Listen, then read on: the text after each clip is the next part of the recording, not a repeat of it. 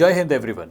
मैं हूं मुक्तक सिंह राठौड़ और स्वागत करता हूं आपका डिफेंस मंत्रा के इस सेशन में, जिसमें हम महाजनपद पीरियड की बात करेंगे। लेकिन इससे पहले कि ये लेक्चर शुरू हो, एक छोटी सी इन्फॉर्मेशन आपके साथ शेयर करना चाहता हूं। बहुत सारे स्टूडेंट्स कमेंट्स में बोल रहे हैं कि नोट्स नहीं मिल रहे हैं। तो नोट्स कहाँ मिलेंगे आपको? ये जो क्विक रिस्पॉन्स कोड है, ये बार कोड है, आप इसको स्कैन कीजिए। आप इसको स्कैन करोगे तो आप एक टेलीग्राम ग्रुप के अंदर लैंड करोगे। उस टेलीग्राम ग्रुप का नाम है डिफेंस मंत्रा बाय मुक्तक सर। तो आप इसको स्कैन कीजिए, उस ग्रुप को ज्वाइन कर लीजिए, टेलीग्राम ग्रुप को। तो हर लेक्चर की इमीडिएटली बाद जो पीडीएफ नोट्स होते हैं वो इस ग्रुप पे शेयर हो जाते हैं।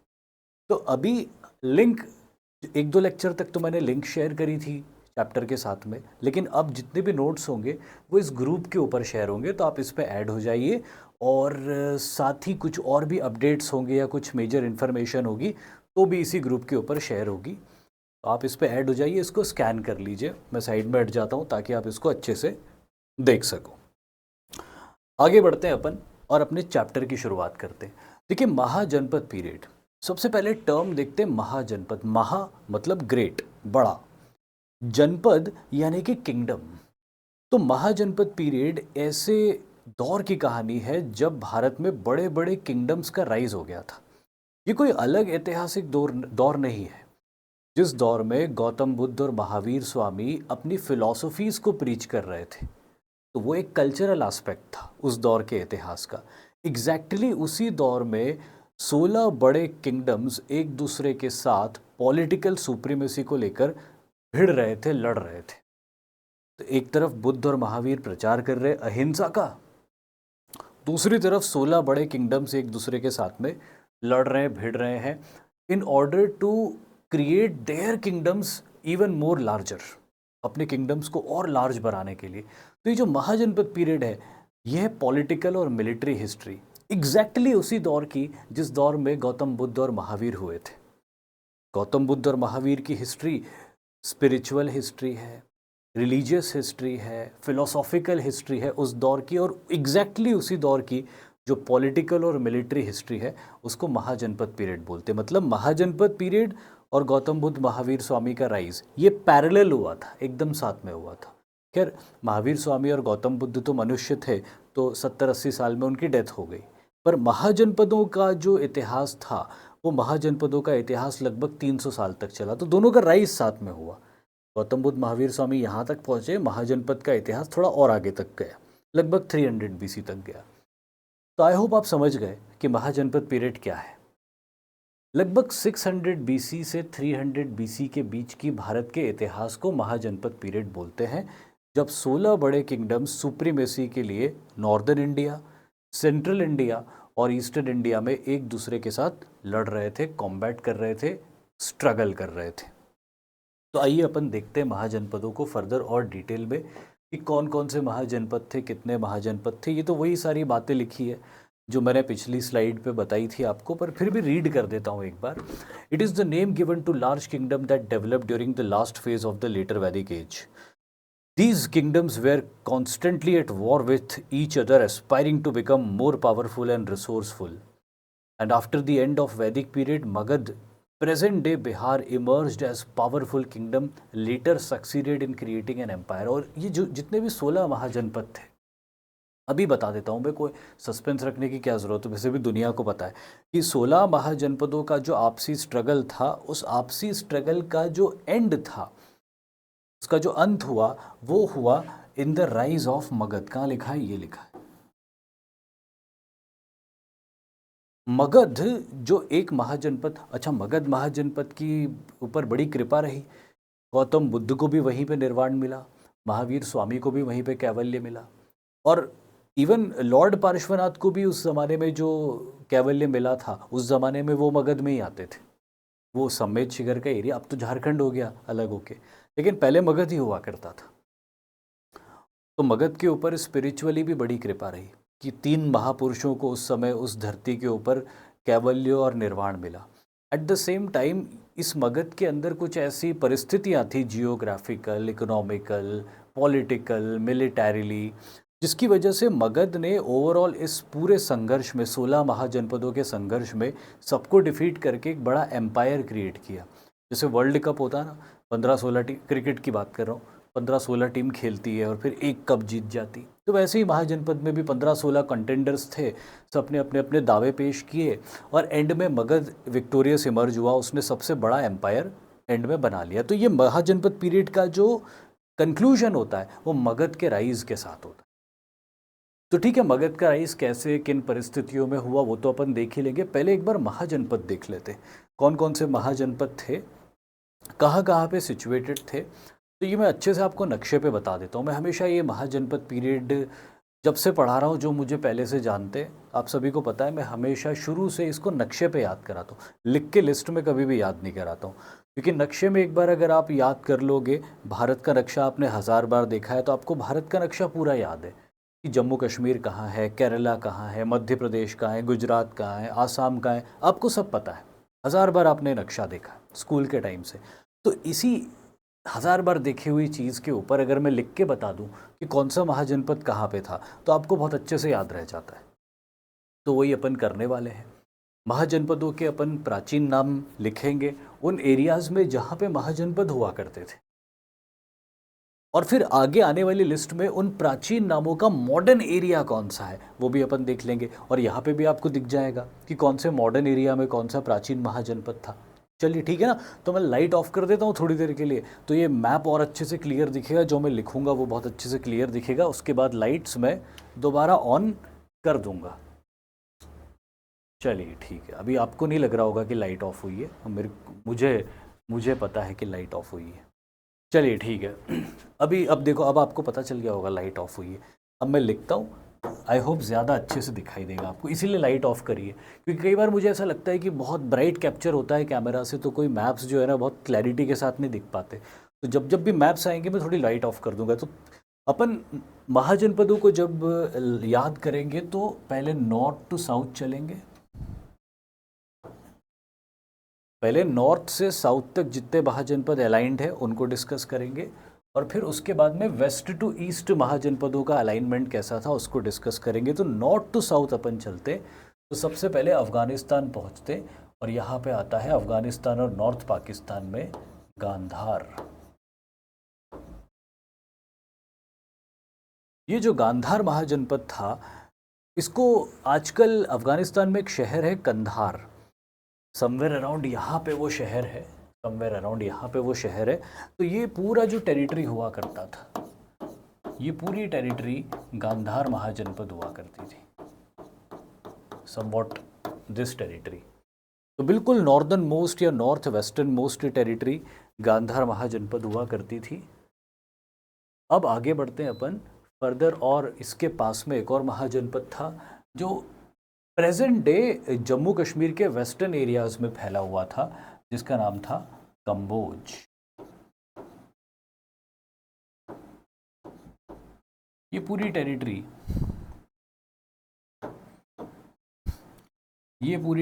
कंबोज महाजनपद थी,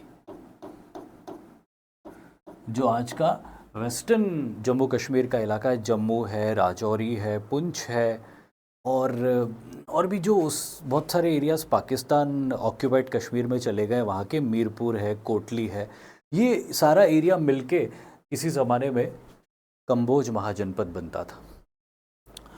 इसके बाद अभी भी इंडिया में आपको बहुत सारे ऐसे लोग मिल जाएंगे जिनके सरनेम में भी आपको कंबोज मिलेगा, तो हो सकता है उनके एंसेस्टर्स के रूट्स उन महाजनपदों से रहे हो।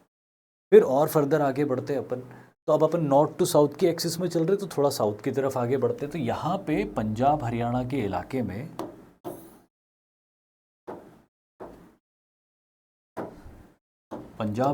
इलाके में महाजनपद था कुरु। दिस वॉज कुरु महाजनपद, जो प्रेजेंट डे पंजाब हरियाणा के इलाके में फैला हुआ था। देन वी हैड फर्दर, और साउथ की तरफ आगे आते हैं अपन, तो यहाँ पे आता है शूरसेन। शूरसेन थोड़ा लंबा नाम है, छोटे से एरिया में लिखा, एरिया छोटा है शूरसेन का पर नाम बहुत लंबा है, तो दूसरे महाजनपदों में घुस जाता है वो नाम।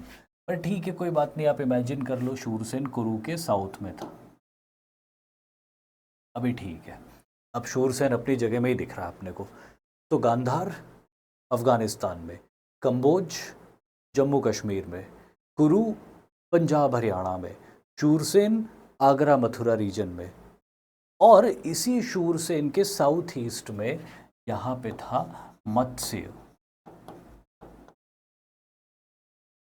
मत्स्य महाजनपद ईस्टर्न राजस्थान, जयपुर, सवाई माधोपुर, करौली, भरतपुर, ये वाले जो सारे रीजन्स हैं यहाँ पे मत्स्य महाजनपद हुआ करता था। फिर ये जो मध्य प्रदेश और उत्तर प्रदेश का एडजॉइनिंग एरिया जिसको बुंदेलखंड बोलते हैं, यहाँ पे हुआ करता था ये छेदी महाजनपद। छेदी महाजनपद हुआ करता था, जो आज बुंदेलखंड का एरिया है पूरा का पूरा। छेदी से फर्दर और वेस्ट की तरफ आगे बढ़ोगे आप, या साउथ वेस्ट बोल लो, तो अवंती महाजनपद, जो आज के ज़्यादातर वेस्टर्न मध्य प्रदेश के एरियाज को कवर करता है। और फर्दर इसके भी आप साउथ में जाओगे तो अशमाक महाजनपद। ठीक है, तो ये हो गई अपनी north to south axis. North to south axis अपनी हो गई।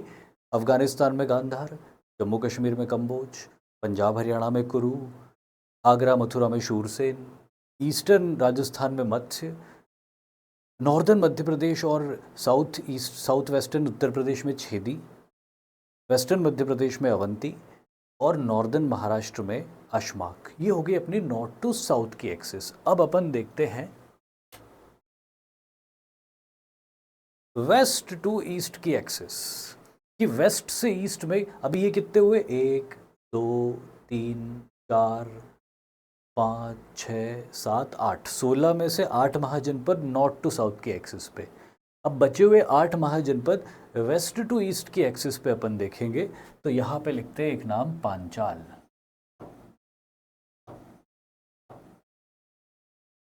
पांचाल महाजनपद, वेस्टर्न उत्तर प्रदेश और उससे लगते हुए उत्तराखंड के इलाके।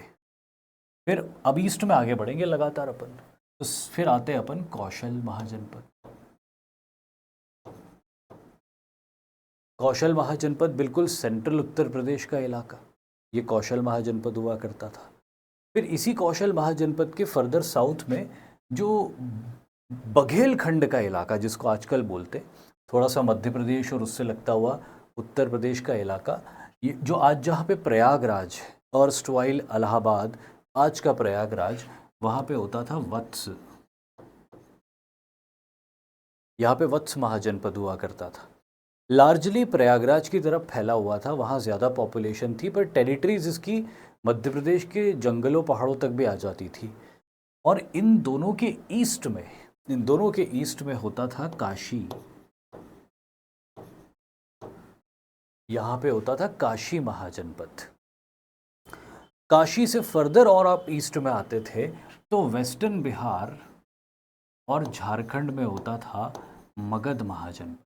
ये वेस्टर्न बिहार और झारखंड में फैला हुआ है मगध महाजनपद, राइट। और फिर इधर आप देखो, यहाँ पे मगध के ठीक ईस्ट में ईस्टर्न बिहार और नॉर्दर्न बंगाल के इलाके में फैला हुआ है अंग महाजनपद। ये ईस्टर्न बिहार और थोड़ा सा नॉर्दर्न बंगाल का इलाका है जहाँ पे अंग महाजनपद है। मगध के ठीक नॉर्थ में उत्तरी बिहार में वृज्जी महाजनपद है, जो बड़ा पावरफुल महाजनपद हुआ करता था। और वृज्जी के ठीक वेस्ट में उत्तर प्रदेश और नेपाल की बॉर्डर पे मल्ल महाजनपद, जो गोरखपुर वाला इलाका है। अंग कहाँ पे है, जो भागलपुर वाला इलाका है बिहार में। वृज्जी कहाँ पे है, जो चंपारण वाला इलाका है। मगध कहाँ है, पटना वाला इलाका, दानापुर वाला इलाका, झारखंड वाला पूरा एरिया, ये है मगध। रांची वाची सब आ जाएगा उसके अंदर। अंग में भागलपुर आ जाएगा।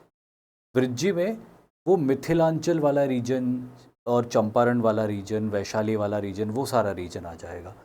और मल्ल में कौन सा रीजन आ जाएगा, गोरखपुर वाला रीजन, आजमगढ़ वाला रीजन। तो ये देखिए अब 1 2 3 4, 5, 6, 7 और 8। तो ईस्ट टू वेस्ट एक्सिस पे 8 महाजनपद, नॉर्थ टू साउथ एक्सिस पे 8 महाजनपद। तो ऐसे ये 8 और 8 मिला के 16 या षोडश महाजनपद जिसको संस्कृत में कहा गया है वो अपने को पता चलते हैं। बुद्धिस्ट लिटरेचर अंगोत्तर निकाय और एक जैन लिटरेचर भगवती सूत्र, ये 2 मेजर लिटरेचर हैं जिससे अपने को महाजनपदों की इन्फॉर्मेशन मिलती है कि इतने महाजनपद हुआ करते थे। ठीक है, या लिख देता हूँ मैं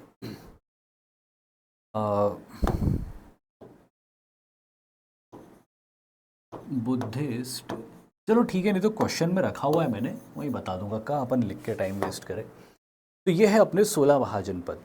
और अगर आप पहली बार ये वाला चैप्टर पढ़ रहे हो मुझसे तो आप इसको ना नक्शे पे प्रैक्टिस कर लो। जैसे मैंने बताया ना, नॉर्थ टू साउथ की एक्सिस और वेस्ट टू ईस्ट की एक्सिस। तो एक एक्सिस जो है इसको अपन क्या करते हैं, डिवाइड करते थे ताकि आप उसको अच्छे से समझ लो। एक ये एक्सिस बना लेना, ठीक है, और एक ये वाली एक्सिस।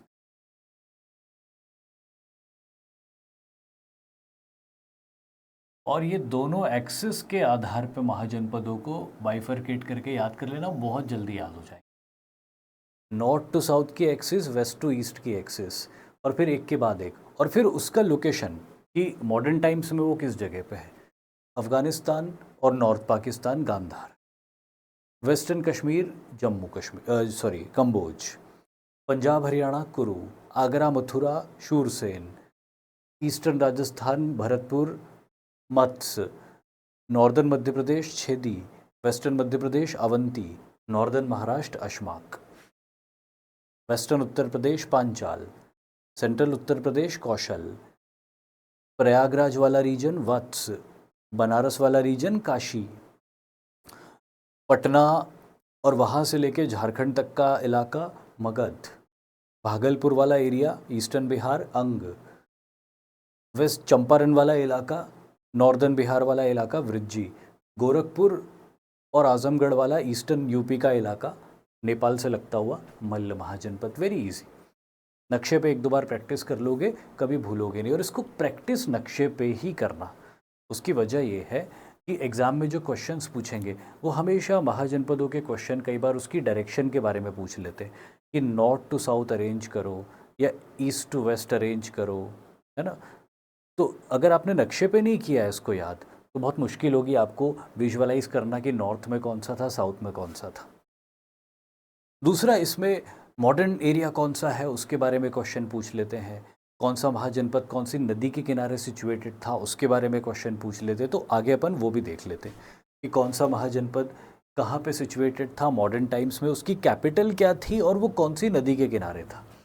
तो जैसे मैंने सारे महाजनपद लिखे हुए हैं, वो मॉडर्न डे कौन से एरिया में थे उसके आगे लिखा हुआ है और उसकी कैपिटल क्या थी वो उसके भी आगे लिखा हुआ है। इसको भी आप नोट डाउन कर लेना, है ना। कोड स्कैन करके टेलीग्राम पे नोट्स तो मिल ही जाएंगे आपको। आप चाहो तो अपने हाथ से नोट्स बना लो, ज़्यादा अच्छे याद रहते हैं अपने हाथ से बने हुए नोट्स। ठीक है, तो अब अपन देख लेते हैं कि mahajanapada and their capital north to south में अपन देख चुके हैं, नक्शे पे देख चुके हैं इसको एक बार, लेकिन नक्शे पे देखने के साथ साथ अब अपन इसमें इनकी कैपिटल्स भी देखेंगे और साथ ही देखेंगे कि कौन कौन सी नदियों के ये किनारे हैं। तो गांधार अफगानिस्तान में था और नॉर्थ पाकिस्तान में भी था। कैपिटल इसकी क्या थी? तक्षशिला। अफगानिस्तान को इसके साथ में नॉर्थ पाकिस्तान भी लिख लो, Afghanistan and north Pakistan. Capital क्या थी उसकी? तक्षशिला थी। और रिवर कौन सी थी यहाँ पे? इंडस, सिंधु नदी बहती थी। आप बहुत अच्छी बात है। फिर कंबोज महाजनपद है, लाल रंग से लिखा हुआ है कंबोज महाजनपद, थोड़ा सा ब्लर हो गया पर ठीक है, समझ में आ रहा होगा आपको। और नक्शे पे तो देख ही चुके हो आप यहाँ पे, तो अब तो याद भी हो गया होगा। कंबोज महाजनपद वेस्टर्न कश्मीर में था, तो आप लिख लो इसको जम्मू एंड कश्मीर। इसकी जो कैपिटल थी वो राजपुर थी। और नदी भाई नदी तो यहाँ से मतलब आप समझ लो कि चिनाब भी बहती थी यहाँ से, झेलम भी बहती थी यहाँ से, तो झेलम चिनाब दोनों का नाम लिख सकते हो आप। पर चिनाब ज़्यादा करेक्ट होगा, पर ठीक है दोनों के नाम लिख देता हूँ मैं। कैपिटल इसकी राजपुर थी। प्रेजेंट डे जम्मू कश्मीर में राजौरी नाम की एक जगह है। वो जो आज राजौरी है वही किसी ज़माने में राजपुर हटाका या राजपुर हुआ करती थी। फिर आता है कुरु महाजनपद, ये भी लाल रंग से लिखा हुआ। लाल रंग से क्यों लिखा आगे बताऊंगा। पंजाब हरियाणा वाले रीजन में था। इंद्रप्रस्थ उसकी राजधानी थी, जो अब न्यू दिल्ली या दिल्ली है। और नदी यहाँ पे, अब दिल्ली की बात होती तो फिर कोई शक ही नहीं रहता, यमुना नदी आ जाती। तो कई बार आपको थोड़ा प्रेजेंस ऑफ माइंड भी दिखाना पड़ेगा कि मान लो आपको नदी याद नहीं है और उन्होंने बोला कुरु महाजनपद में कौन सी नदी बहती थी, तो कंफ्यूज मत होना। आपको इतना तो पता ही है कि हरियाणा पंजाब के इलाके में अगर कैपिटल इसकी इंद्रप्रस्थ है यानी कि दिल्ली है, दिल्ली से तो यमुना नदी निकलती है, तो फिर इसकी नदी भी यमुना ही होगी, है ना। तो थोड़ा अपने प्रेजेंस ऑफ माइंड में, इसलिए मैं नक्शे पे याद करवा रहा हूँ कि अगर आपको एरियाज़ याद रह गए और आपने जियोग्राफी तो पढ़ी ही है या पढ़ ही रहे हो, तो जियोग्राफी के बेसिस पे आप नदियाँ आइडेंटिफाई कर लोगे कि हाँ कौन सी नदी थी। हालांकि मैं तो लिख ही रहा हूँ आगे कि कौन कौन सी नदी थी। Shurasena mahajanapada, Agra Mathura region, capital Mathura. अब अगेन नदी कौन सी होगी, अगर कैपिटल मथुरा है तो फिर डाउट ही नहीं होना चाहिए, इसकी भी यमुना नदी होगी। मत्स्य महाजनपद, ईस्टर्न राजस्थान का इलाका। विराटनगर इसकी कैपिटल है, आजकल बैरात के नाम से जानी जाती है। नदी कौन सी है यहाँ पे, तो भाई इस एरिया में जो सबसे बड़ी नदी है वो है चंबल। चरमावती बोलते थे उसको, वैदिक पीरियड में अपन ने देखा भी उसको। छेदी यानी कि बुंदेलखंड, इसकी कैपिटल थी शक्तिमती। और नदी कौन सी यहाँ पे बहा करती थी, तो यहाँ पे जो नदी बहती है उसको एंशियंट टाइम्स में वेत्रवती बोलते थे, आजकल उसको बेतवा बोलते हैं। तो मैं आजकल वाला नाम लिख देता हूँ। एक यहाँ की मेजर नदी, और भी भाई कई नदियाँ हैं यहाँ पे छोटी छोटी, but this is a major river, काफ़ी पवित्र नदी मानी जाती है इस रीजन में। फिर अवंती में आते हैं, तो अवंती वेस्टर्न मध्य प्रदेश में था और इसकी दो कैपिटल्स थी, एक उज्जैन और एक माहेश्वती। और इसके बारे में मैंने आपको चालकोलिथिक पीरियड में एक बात बताई थी। अगर किसी ने चालकोलिथिक पीरियड वाला चैप्टर देखा हो और उसको थॉरली पढ़ा हो तो उसको याद होगी, पर मैं वापस याद दिला देता हूँ। चालकोलिथिक पीरियड में जब अपन मध्य प्रदेश के क्लस्टर के साइट्स पढ़ रहे थे, तो दो साइट्स हमने पढ़े थे, कायथा और एक नावदा टोली।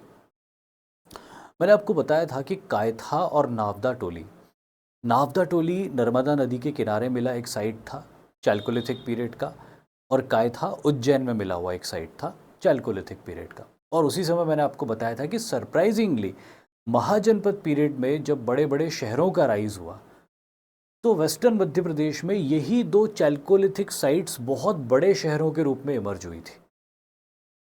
और वो यहाँ पे आप देख सकते हो, उज्जैन और माहिष्मती, ये एग्जैक्टली वही जगह जहाँ पे चालकोलिथिक साइट्स का डेवलपमेंट हुआ था 2000 बीसी से 700 बीसी के बीच में। और अब 600 बीसी से 300 बीसी के बीच में यहाँ पे बड़े नगरों का निर्माण हुआ।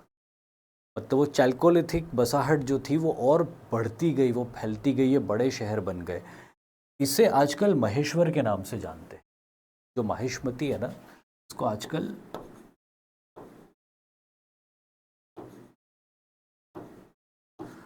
महेश्वर के नाम से जानते हैं। और ये नर्मदा नदी के किनारे है, उज्जैन क्षिप्रा नदी के किनारे है। तो ये किसकी खास बात है कि इस महाजनपद की जो दो कैपिटल्स थी, दोनों अलग अलग रिवर्स पे थी। तो मैं लिख देता हूँ यहाँ पे Kshipra and Narmada respectively.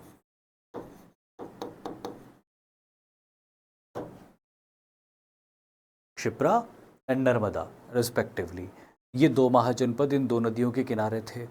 Then अशमाक महाजनपद आता है। अशमाक महाजनपद की कैपिटल है पाटली। और अगर नदी की बात की जाए तो ये गोदावरी नदी के किनारे है। इस महाजनपद से गोदावरी नदी बहती थी। अगेन, अगर आप जियोग्राफी ठीक से पढ़ते हो, मैप स्टडी अच्छे से करते हो, तो आपको पता है कि नॉर्दर्न महाराष्ट्र के रीजन से गोदावरी बहती है। तो ज़्यादा सोचने की और कंफ्यूज होने की सिचुएशन कभी भी नहीं आएगी, एकदम से आइडेंटिफाई हो जाएगा। तो ये सारे महाजनपद नॉर्थ टू साउथ की एक्सिस वाले थे। अब वेस्ट टू ईस्ट की एक्सिस वालों पे देखते हैं अपन। जैसे पांचाल महाजनपद लाल रंग से है, आगे बताऊंगा क्यों लाल रंग से है। वेस्टर्न यूपी का इलाका, इसकी दो कैपिटल्स हुआ करती थी, अहिच्छत्र और काम्पिल्य। और यहाँ पे जो नदी बहती थी गैंजेस, गंगा नदी इसके बीच से होके निकलती थी। कौशल, सेंट्रल उत्तर प्रदेश का इलाका, कैपिटल श्रावस्ती। कौन सी नदी निकलती थी यहाँ से? यहाँ से भी गंगा निकलती थी। वत्स, प्रयागराज वाला रीजन, कैपिटल कौशाम्बी। नदी कौन सी निकलती थी? यहाँ पे तो संगम है, गंगा भी है, यमुना भी है, बहुत बड़ी जगह है ये तो गंगा जी भी और यमुना जी भी, बोथ रिवर्स, उन दोनों का कन्फ्लुएंस है यहाँ पे, एवरीवन नोज। काशी, अब काशी में तो बताने की ज़रूरत, काशी की कैपिटल भी काशी होगा। काशी बहुत लार्ज महाजनपद नहीं था, उसका कल्चरल और रिलीजियस सिग्निफिकेंस बहुत ज़्यादा था, तो इसीलिए छोटा होके भी उसका अपना एक एग्जिस्टेंस था और बड़ा इम्पोर्टेंस था। काशी को लेके महाजनपद पीरियड में मगध और कौशल के बीच में एक बार लड़ाई भी हो गई थी। तो ये कौन सी नदी के किनारे, मतलब ज़रूरत ही नहीं है गैस करने की, एवरीवन नोज कि कौन सी नदी के किनारे है ये। This is on the bank of river Ganges, Ganga नदी के किनारे है ये। फिर मगध आ जाता है हमारा, तो मगध वेस्टर्न बिहार और झारखंड के इलाके में है, एवरीवन नोज, अपन नक्शे पे देख चुके हैं। कैपिटल दो है इसकी, पहले राजगृह कैपिटल हुआ करती थी, लेटर ऑन बाद में पाटलिपुत्र बन गई थी। तो अगर रिवर की बात करें तो पाटलिपुत्र गंगा नदी के किनारे बसा हुआ था, राजगृह तो पहाड़ों से घिरा हुआ इलाका था, तो वहाँ ऐसी कोई बड़ी नदी नहीं बहती थी। शुरुआती कैपिटल मगध की बहुत डिफेंसिव कैपिटल थी कि उस समय मगध बहुत पावरफुल नहीं हुआ था, उसको भी थ्रेट था दूसरों के इन्वेजन का, तो उसने अपनी कैपिटल ऐसी जगह बनाई थी जो उसको बहुत अच्छा नेचुरल प्रोटेक्शन दे सके। तो इसीलिए उस समय इनिशियली वहाँ कोई बहुत बड़ी नदी नहीं थी।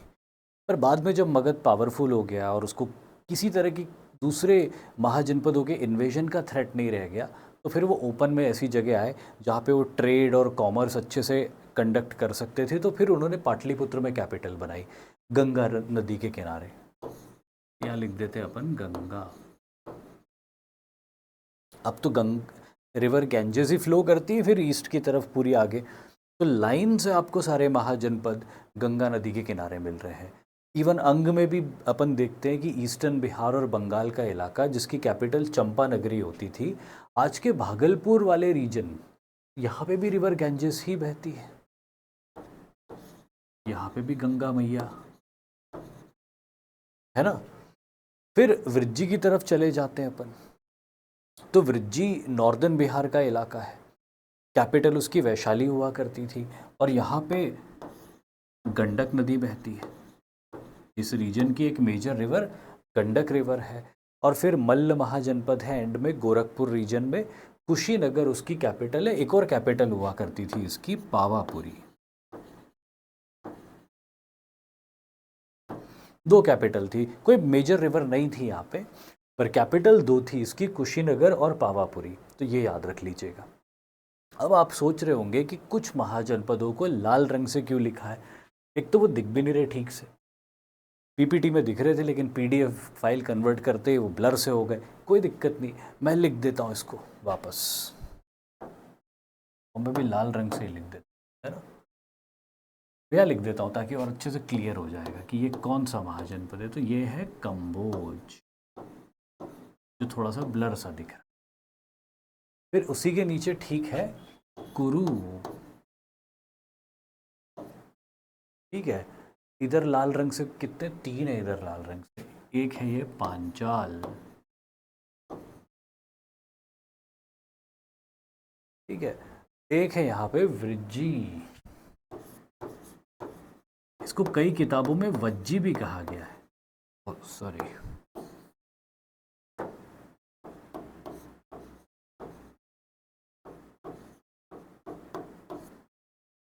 एक्चुअली संस्कृत वर्ड वृज्जी है, लेकिन उसका पाली प्रोनाउंसिएशन वज्जी हो जाता है। और ऐसे ही मल्ल है, यहाँ पे मैं लिख देता हूँ मल्ल। अभी जितने भी लाल रंग से मार्क किए हुए महाजनपद हैं, ये सारे रिपब्लिकन थे। दो तरह के महाजनपद होते थे, एक मोनार्किकल होते थे, एक रिपब्लिकन्स होते थे।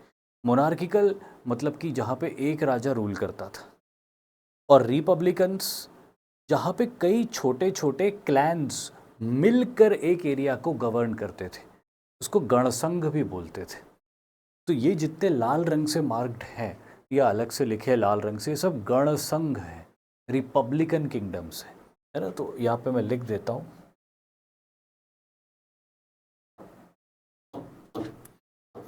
all red colored, sorry, not red colored, names written in red color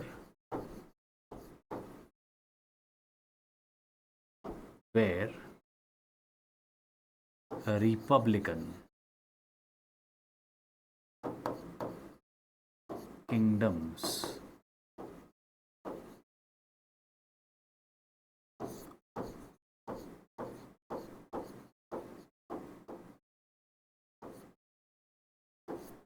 गणसंघ।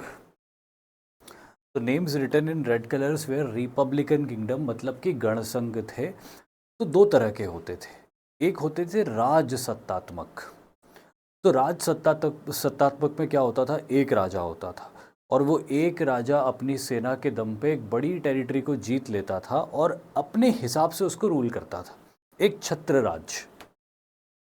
और वहीं कुछ छोटे छोटे ऐसे राज्य होते थे जहाँ पर एक राजा नहीं होता था, कई सेनाएं मिलके किसी एक एरिया के अंदर, या कई क्लैन्स, कई वंश मिलकर किसी एक एरिया के अंदर आपस में बैठ के नियम कायदे कानून बनाते थे जो सबको एक्सेप्टेबल हो, और उसके हिसाब से शासन चलता था। तो एकाधिकार नहीं चलता था, आपसी सहमति से कई वंश किसी एरिया को रूल करते थे और सबकी अपनी अपनी लिमिटेड टेरिटरी होती थी।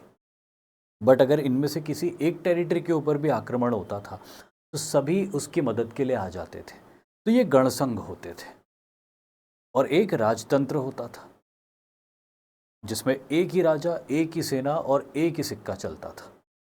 तो ये मोनार्किकल और रिपब्लिकन्स, ये दोनों का डिफरेंस है। तो जो भी वाइट कलर से हैं वो सारे मोनार्किकल्स हैं, और जो रेड कलर से लिखे हुए हैं वो क्या है, गणसंघ है, रिपब्लिकन है। तो देखो ज़रा गणसंघ कौन कौन से, कंबोज गणसंघ है, कुरु गणसंघ था, पांचाल गणसंघ था, वृज्जी और मल्ल गणसंघ था। ये सब रिपब्लिकन किंगडम्स थे। तो ये 5 रिपब्लिकन किंगडम्स अलग से निकाल के याद कर लेना। अब आगे बढ़ते हैं अपन। अब ये सारे लड़ते थे एक दूसरे से, आपस में सब चलता रहता था इनका, लेकिन अल्टीमेटली मगध इमर्ज हुआ विक्टोरियस। महाजनपद के नाम आपने याद कर लिए, उसकी प्लेसमेंट्स कहाँ पे थे नक्शे में वो भी आपने देख लिया। अब फर्दर हम बहुत डिटेल में जाने की ज़रूरत नहीं है हमको, क्योंकि पूछते ही नहीं इतने कोई क्वेश्चन। तो अब सीधे आते हैं मगध के ऊपर कि मगध का राइज कैसे हुआ, क्या वो वजह थी जिनके चलते मगध दूसरे महाजनपदों से आगे निकल गया। तो बहुत सारी वजह थी, आओ एक एक करके वो वजह को देख लेते। कई बार ये क्वेश्चन पूछा गया है कि इनमें से कौन कौन सी वजह मगध के राइज के लिए सही मानी जाती है, तो अच्छे से उसको समझ लेते हैं। आओ, सबसे पहला है जियोग्राफिकल रीजन, रीजन। ठीक है, मैप ठीक से दिख रहा है, वैसे ठीक ही दिख रहा है मैप। सबसे पहला कॉज है जियोग्राफिकल कॉज। जियोग्राफिकल मतलब भौगोलिक कारण।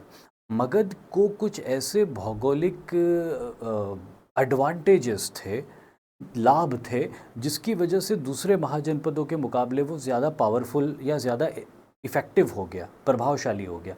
उसमें से एक है पेरिनियल रिवर्स। पेरिनियल रिवर्स मतलब सदाबहार नदियाँ।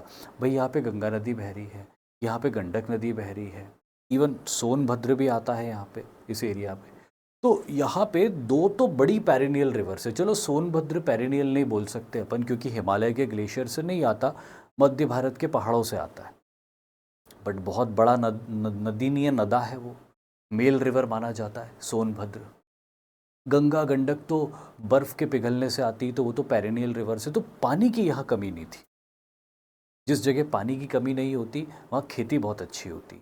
जिस जगह पानी की कमी नहीं होती वहाँ पे ह्यूमन पॉपुलेशन बहुत अच्छी बसती है। जहाँ ह्यूमन पॉपुलेशन ज़्यादा बसती वहाँ इकोनॉमी अच्छी हो जाती, खेती अच्छी हो जाती है, वहाँ बड़ी आर्मी बन सकती है। तो उस जगह को बहुत फ़ायदा होता है जहाँ पे पॉपुलेशन अच्छी होती है, वहाँ मार्केट्स अच्छे होते हैं, वहाँ खेती बाड़ी अच्छी होती है। जनरली जहाँ पानी ज़्यादा होता है वहाँ पे मिट्टी भी बेटर होती, खेती बाड़ी ज़्यादा अच्छे से हो पाती। तो ये एडवांटेज था इनको पेरिनियल रिवर्स का। At the same time regular monsoon आता था। देखो बे ऑफ बंगाल के पास में सिचुएटेड है और बे ऑफ बंगाल से सीधे बारिश ऐसे आती, यूं आके टकराती अराकान के पहाड़ों से और फिर आके इधर बरसती। तो आपके पास में सदाबहार नदियाँ भी है, मॉनसून भी रेगुलरली आता है आपके यहाँ पे। कोस्ट के आप काफ़ी पास हो तो मॉनसून भी रेगुलरली आता है, नदियाँ। तो भाई पानी की तो यहाँ पे किसी तरह की कोई कमी कभी होने ही नहीं वाली है। तो एक बात तो क्लियर हो गई कि वाटर की अवेलेबिलिटी यहाँ बहुत है, तो एक बड़ी पॉपुलेशन को सपोर्ट कर सकता है ये एरिया। और इसलिए आज भी आप देखते हो कि छोटा रिलेटिवली मीडियम साइज्ड राज्य होने के बावजूद भी पॉपुलेशन बहुत है बिहार की। तो वो शुरू से ही है वहाँ पे, पॉपुलेशन शुरू से ही वहाँ पे बहुत बसी थी क्योंकि बस सकती थी। वो फर्टिलिटी है मिट्टी में और वो वाटर की अवेलेबिलिटी है। तीसरा फर्टाइल लैंड जो अभी अपन बात कर रहे हैं भाई,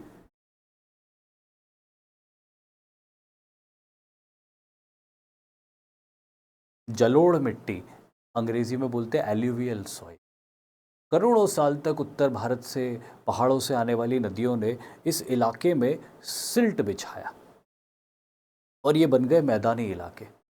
हर साल आने वाली बाढ़ पुरानी मिट्टी बहा ले जाती है और नई मिट्टी बिछा जाती है, जिससे सॉइल की फर्टिलिटी हमेशा बनी रहती है और इसीलिए खेती बहुत अच्छी होती। तो ये जियोग्राफिकल एडवांटेज भी इनको था। और क्योंकि झारखंड का एरिया भी इनके पास था, मगध का जो एक्सपेंशन था इनिशियली वो झारखंड की तरफ भी था। और झारखंड आपको पता है आज भी भारत में सबसे मिनरल रिच एरिया है झारखंड। तरह तरह के मिनरल्स आज भी यहाँ पे मिलते, जबकि हज़ारों सालों से वहाँ पे मिनरल्स का एक्सट्रैक्शन होता आया है, फिर भी इतने मिनरल्स आज भी मिलते हैं वहाँ पे। तो इस एरिया में उस ज़माने में लोहा बहुत मिलता था और वो आयरन एज था। लोहे के औजार बन रहे थे, लोहे के हथियार बन रहे थे। लोहा एक नई खोज था, रेवोल्यूशन था लोहा, और खूब लोहा था यहाँ पे, शायद अभी भी होगा। और इसी वजह से ये लोग ना सिर्फ एक बड़ी आर्मी बना पाए बल्कि उस बड़ी आर्मी के लिए बहुत सारे अलग अलग और क्रिएटिव वेपन्स भी बना पाए, राइट। तो ये मिनरल रिच होना ये भी एक बहुत बड़ा एडवांटेज था। ये एडवांटेज हर किंगडम के पास में नहीं था और इन सारे एडवांटेज का कॉम्बिनेशन होना ये मगध के पास था। हो सकता है कोई ऐसा महाजनपद हो जिसके यहाँ रेनफॉल बहुत अच्छी होती हो सकता है कोई ऐसा महाजनपद हो जिसके यहाँ नदी बहुत अच्छी हो, बट फिर उसके यहाँ मिनरल्स नहीं। अगर गलती से किसी के यहाँ मिनरल्स मिल गए तो फिर शायद उसके यहाँ उतनी अच्छी मिट्टी नहीं थी, खेती बाड़ी बहुत अच्छी हो सके। मगध में मिट्टी भी अच्छी, मिनरल्स भी अच्छे, नदियाँ भी अच्छी, बारिश भी अच्छी, तो हर चीज़ फेवरेबल थी। तो मगध का प्रभावशाली होना, इफ़ेक्टिव होना बनता था। फिर आता है economic cause, now directly related to the geographical cause कि भाई अपन ने देखा कि फर्टिलिटी बहुत अच्छी थी। अब फर्टिलिटी अगर बहुत अच्छी थी तो जाहिर सी बात है कि खेती अच्छी होगी, खेती ज़्यादा होगी तो सरप्लस प्रोडक्शन होगा। सरप्लस प्रोडक्शन का मतलब होता है कि जितनी आपकी रिक्वायरमेंट है वो पूरी हो गई और उसके बाद भी बच गया, तो अब आप उसका क्या करोगे, उसका ट्रेड करोगे। और साथ ही आपके पास मिनरल्स भी मिल रहे हैं तो मिनरल्स का भी आप ट्रेड करोगे। ट्रेड आप करोगे, बहुत सारी चीज़ें एक्सपोर्ट करोगे, तो आपको क्या होगी, इनकम होगी। तो ये एक इकोनॉमिकली ये सुपीरियर हो गए दूसरों के मुकाबले। फिर political causes, the rulers were resourceful and thus became very ambitious. अब देखिए सीधी सी बात थी, अगर आप मगध के रूलर हो, आपकी इकोनॉमी बहुत अच्छी है, आपकी खेती बाड़ी बहुत अच्छी हो रही है, आपके मिनरल्स बहुत अच्छे मिल रहे हैं, पॉपुलेशन बहुत है आपके यहाँ पे, अच्छा रेवेन्यू जनरेट हो रहा है, तो अब आप एक बड़ी आर्मी भी बना सकते हो। अब उस बड़ी आर्मी की मदद से आप कॉन्क्वेस्ट प्लान कर सकते हो। तो जब आपके पास में पैसा होता है, जब आपके पास में रिसोर्सेज होती, तो you become very ambitious, you become very ambitious. अब जेब में पैसे ही नहीं हो आपके, मैं कितनी भी अच्छी दुकान में आपको भेज दूँ, आप कुछ खरीदोगे ही नहीं वहाँ पे, क्योंकि पैसे ही नहीं है आपके पास। और अगर आपकी जेब में पैसे भर दूँ मैं और आपको जंगल में भी छोड़ दूँ, तो कैसे भी करके आप शहर पहुँच जाओगे कि मेरे को बहुत सारी खरीदारी करनी है। तो जस्ट इमेजिन, मैं हमेशा ये कहता हूँ कि when you go to a mall with a pocket full of money, you are very ambitious, you are never afraid to enter into any shop. आप कभी भी डरते नहीं हो किसी दुकान में घुसने से। और पैसे नहीं होते तो आपको बड़ा हेजिटेशन होता है कि यार विंडो शॉपिंग करके आएंगे, खरीदेंगे कुछ नहीं, पता नहीं दुकान वाला क्या सोचेगा कि पैसे वैसे है नहीं, मुंह उठा के चले आते हैं। और जब आपके पास पैसे होंगे तो एकदम चौड़े में जाओगे आप कि हाँ भाई ये भी दिखाओ, वो भी दिखाओ, ये 4 पैक कर दो, वो 5 पैक कर दो। तो ये कॉन्फिडेंस कैसे आता है, जब आपके पास रिसोर्स होती है। तो क्योंकि मगध के रूलर्स के पास में रिसोर्स थी, तो उनको एक्सपेंशन का कॉन्फिडेंस आया, एम्बिशियसनेस उनके अंदर डेवलप हुई कि अपने को आगे बढ़ना चाहिए, अपनी टेरिटरी एक्सपैंड करना चाहिए। और फिर उन्होंने प्लान किया तो हो भी गई। फिर कुछ सोशल कॉजेज़ भी हैं। सोशल कॉजेज़ ये हैं कि मगध की सोसाइटी ज़्यादा रैशनल और अनऑर्थोडॉक्स थी, क्योंकि जैन धर्म और बौद्ध धर्म का बहुत प्रचार हुआ था यहाँ पे। मैंने आपको थोड़ी देर पहले भी बताया था, गौतम बुद्ध को भी निर्वाण कहाँ मिला, मगध में, बिहार में। और महावीर स्वामी को जो कैवल्य मिला, वो उत्तरी बिहार में मिला। हालांकि उस समय वो मगध नहीं था, वृज्जी था, बट फिर भी वो रीजन बहुत एक दूसरे से जुड़ा हुआ था। तो मगध में इन रैशनल आइडियोलॉजीज़ का प्रचार प्रसार बहुत हुआ, और ये दोनों रैशनल आइडियोलॉजीज़ सोसाइटी को अनऑर्थोडॉक्सी की तरफ ले जाती थी। ये दोनों अनऑर्थोडॉक्स थे, सोशल डिस्क्रिमिनेशन एक्सेप्ट नहीं करते थे, सबको इक्वल मानते थे, रिचुअल्स में बिलीव नहीं करते थे, प्रैक्टिकल अप्रोच देते थे लाइफ का। तो उनकी उस टीचिंग्स की वजह से मगध के बहुत सारे लोगों के अंदर वो प्रैक्टिकल अप्रोच आ गई, दे बिकेम मोर अनऑर्थोडॉक्स। और वो प्रैक्टिकलिटी, अनऑर्थोडॉक्स होने की वजह से क्या हुआ कि जो इंडिविजुअल मगध के अंदर केपेबल था उसको आगे बढ़ाया जाता था, वंश नहीं देखा जाता था, क्लैन नहीं देखा जाता था। ऐसा कोई भी इंडिविजुअल जो मगध को आगे बढ़ा सके उसको लोग सपोर्ट करते थे, सेना सपोर्ट करती थी, मिनिस्टर सपोर्ट करते थे। इसीलिए मगध में ऐसे लीडर्स आ पाए जो मगध को लेके अलग अलग विजन्स रख सके, एम्बिशियस विजन्स रख सके, और फिर उस विजन्स के ऊपर चल के उसको एकम्प्लिश भी किया उन्होंने। और उसका एक बहुत बड़ा एग्जाम्पल अपन आगे देखेंगे, महापद्मानंद, जिसे ग्रीक लिटरेचर्स में भी और पुराणों में भी शूद्र कहा है, ऑफ लोअर स्टेटस कहा है। लेकिन मगध के ब्राह्मणों ने और मगध के क्षत्रियों ने उसको लीडर के तौर पे एक्सेप्ट किया, बिकॉज ही वॉज केपेबल। उन्हें उसमें कैपेबिलिटी नज़र आई, तो in spite of his origin उसको एक्सेप्ट किया, और फिर वो मगध को नई हाइट्स पे ले गया, क्योंकि उसका एक विजन था मगध को लेके। तो वो अनऑर्थोडॉक्सी जो यहाँ पे इस सोसाइटी में थी, इसने भी मगध की बहुत हेल्प करी। And then military cause. तो मगध, जैसे कि मैंने बोला, बहुत प्रैक्टिकल लोग थे, एम्बिशियस लोग थे, रिसोर्सफुल लोग थे। तो जब इन्होंने टेरिटोरियल एक्सपेंशन का प्लानिंग किया, तो फिर they kept no stone unturned. उन्होंने उन्होंने बोला कहीं कोई सा भी बॉक्स अनचेक्ड नहीं होना चाहिए, हर एस्पेक्ट में अपने अपने अपन भारी होने चाहिए। तो मिलिटरीली भी इन्होंने अपने आप को बहुत ही सोफिस्टिकेटेड बनाया, बड़ी आर्मी तो बनाई ही बनाई, अच्छे वेपन्स तो रखे, लेकिन कुछ ऐसे वेपन्स और आर्ट ऑफ वॉर इन्होंने डेवलप किए जिसका दुश्मनों के पास कोई जवाब ही नहीं था। The enemies had no answer to this. और उसमें जो 3 इम्पॉर्टेंट वेपन्स थे, तो एक था रथ मूसलक, जिसको बोलते हैं साइथिक चैरियट। मैं लिख देता हूँ।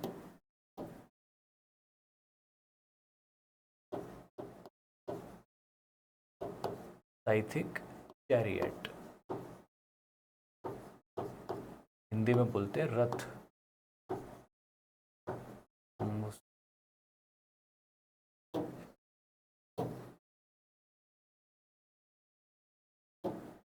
रथ मूसलक। ये साइथिक चैरियट, ये एक ऐसा चैरियट होता था जिसमें आप देख सकते हो लंबे लंबे लोहे के तलवारें इसके बाहर से निकल रही, इसके व्हील्स में से निकल रही है, घोड़ों के आर्मर्स में से निकल रही है, घोड़ों को पूरी तरह से आर्मर्स पहना के रखे हुए हैं। पीछे जो चैरियट बॉक्स है वो काफ़ी ऊंचा है, जो कि अंदर बैठे हुए चैरियटियर और वॉरियर के ऑलमोस्ट चेस्ट से ऊपर तक आएगा। मतलब कि आप अगर अंदर बैठे हो तो आपको कोई हिट नहीं कर सकता। कोई हिट करेगा भी तो आपके चेस्ट की तरफ हिट करेगा तो निशाना चूक जाएगा उसका, या ये आपको उसके एरो शॉट को ब्लॉक कर देगा या उसके स्पीयर को ब्लॉक कर देगा। और आप रथ जब आगे बढ़ जाएगा तो पीछे से उसको एरो शूट कर सकते हो। कुछ केसेस में रथ पूरी तरह से ढके हुए होते थे और इसमें छोटी छोटी विंडोज़ होती थी, तो अब उन विंडोज़ से आप बाहर खड़े एनिमी को शूट कर सकते थे, लेकिन बाहर खड़ा एनिमी उस विंडो के थ्रू आपको शूट नहीं कर सकता था। तो ये जो रथ थे इसका ये एडवांटेज था। और ये जो एंगल्स निकले हुए थे दे वर वेरी डेंजरस। जनरली इस तरह के वेपन्स अटैक में यूज़ होते थे कि एनिमी खड़ा हुआ है सामने, उसके पूरे फॉर्मेशन खड़े हुए, एक साथ 500 ऐसे चैरियट्स आपने एनिमी के ऊपर छोड़ दिए, अटैक कर दिया। अब ये चैरियट्स, घोड़े पूरी तरह से आर्मर्ड, अंदर जो वॉरियर बैठा है वो पूरी तरह से प्रोटेक्टेड, और अंदर से वो आपको एरो शूट कर ही रहा है। घोड़े जो है उनके बॉडी के अराउंड भी ये तलवारें बंधी हुई है, व्हील जो है उसमें से भी तलवारें निकल रही। तो अगर आप अंदर बैठे वॉरियर के एरो से बच भी गए तो घोड़े से टकरा के मर सकते हो, इसकी ब्लेड्स में कट के मर सकते हो, टायर के नीचे आके मर सकते हो, और उससे भी बच गए तो टायर से निकलने वाली ब्लेड से कट सकते हो, इंजर्ड हो सकते हो, मर सकते हो। और ऐसे 500 रथ एक साथ एक लाइन में जब आपकी तरफ आ रहे तो बच के कहाँ जाओगे, दाएं बाएं कहाँ जाओगे बच के।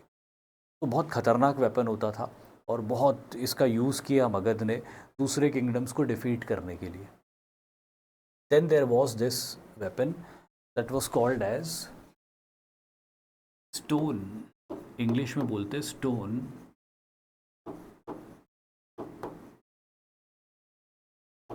कैटेपल्ट।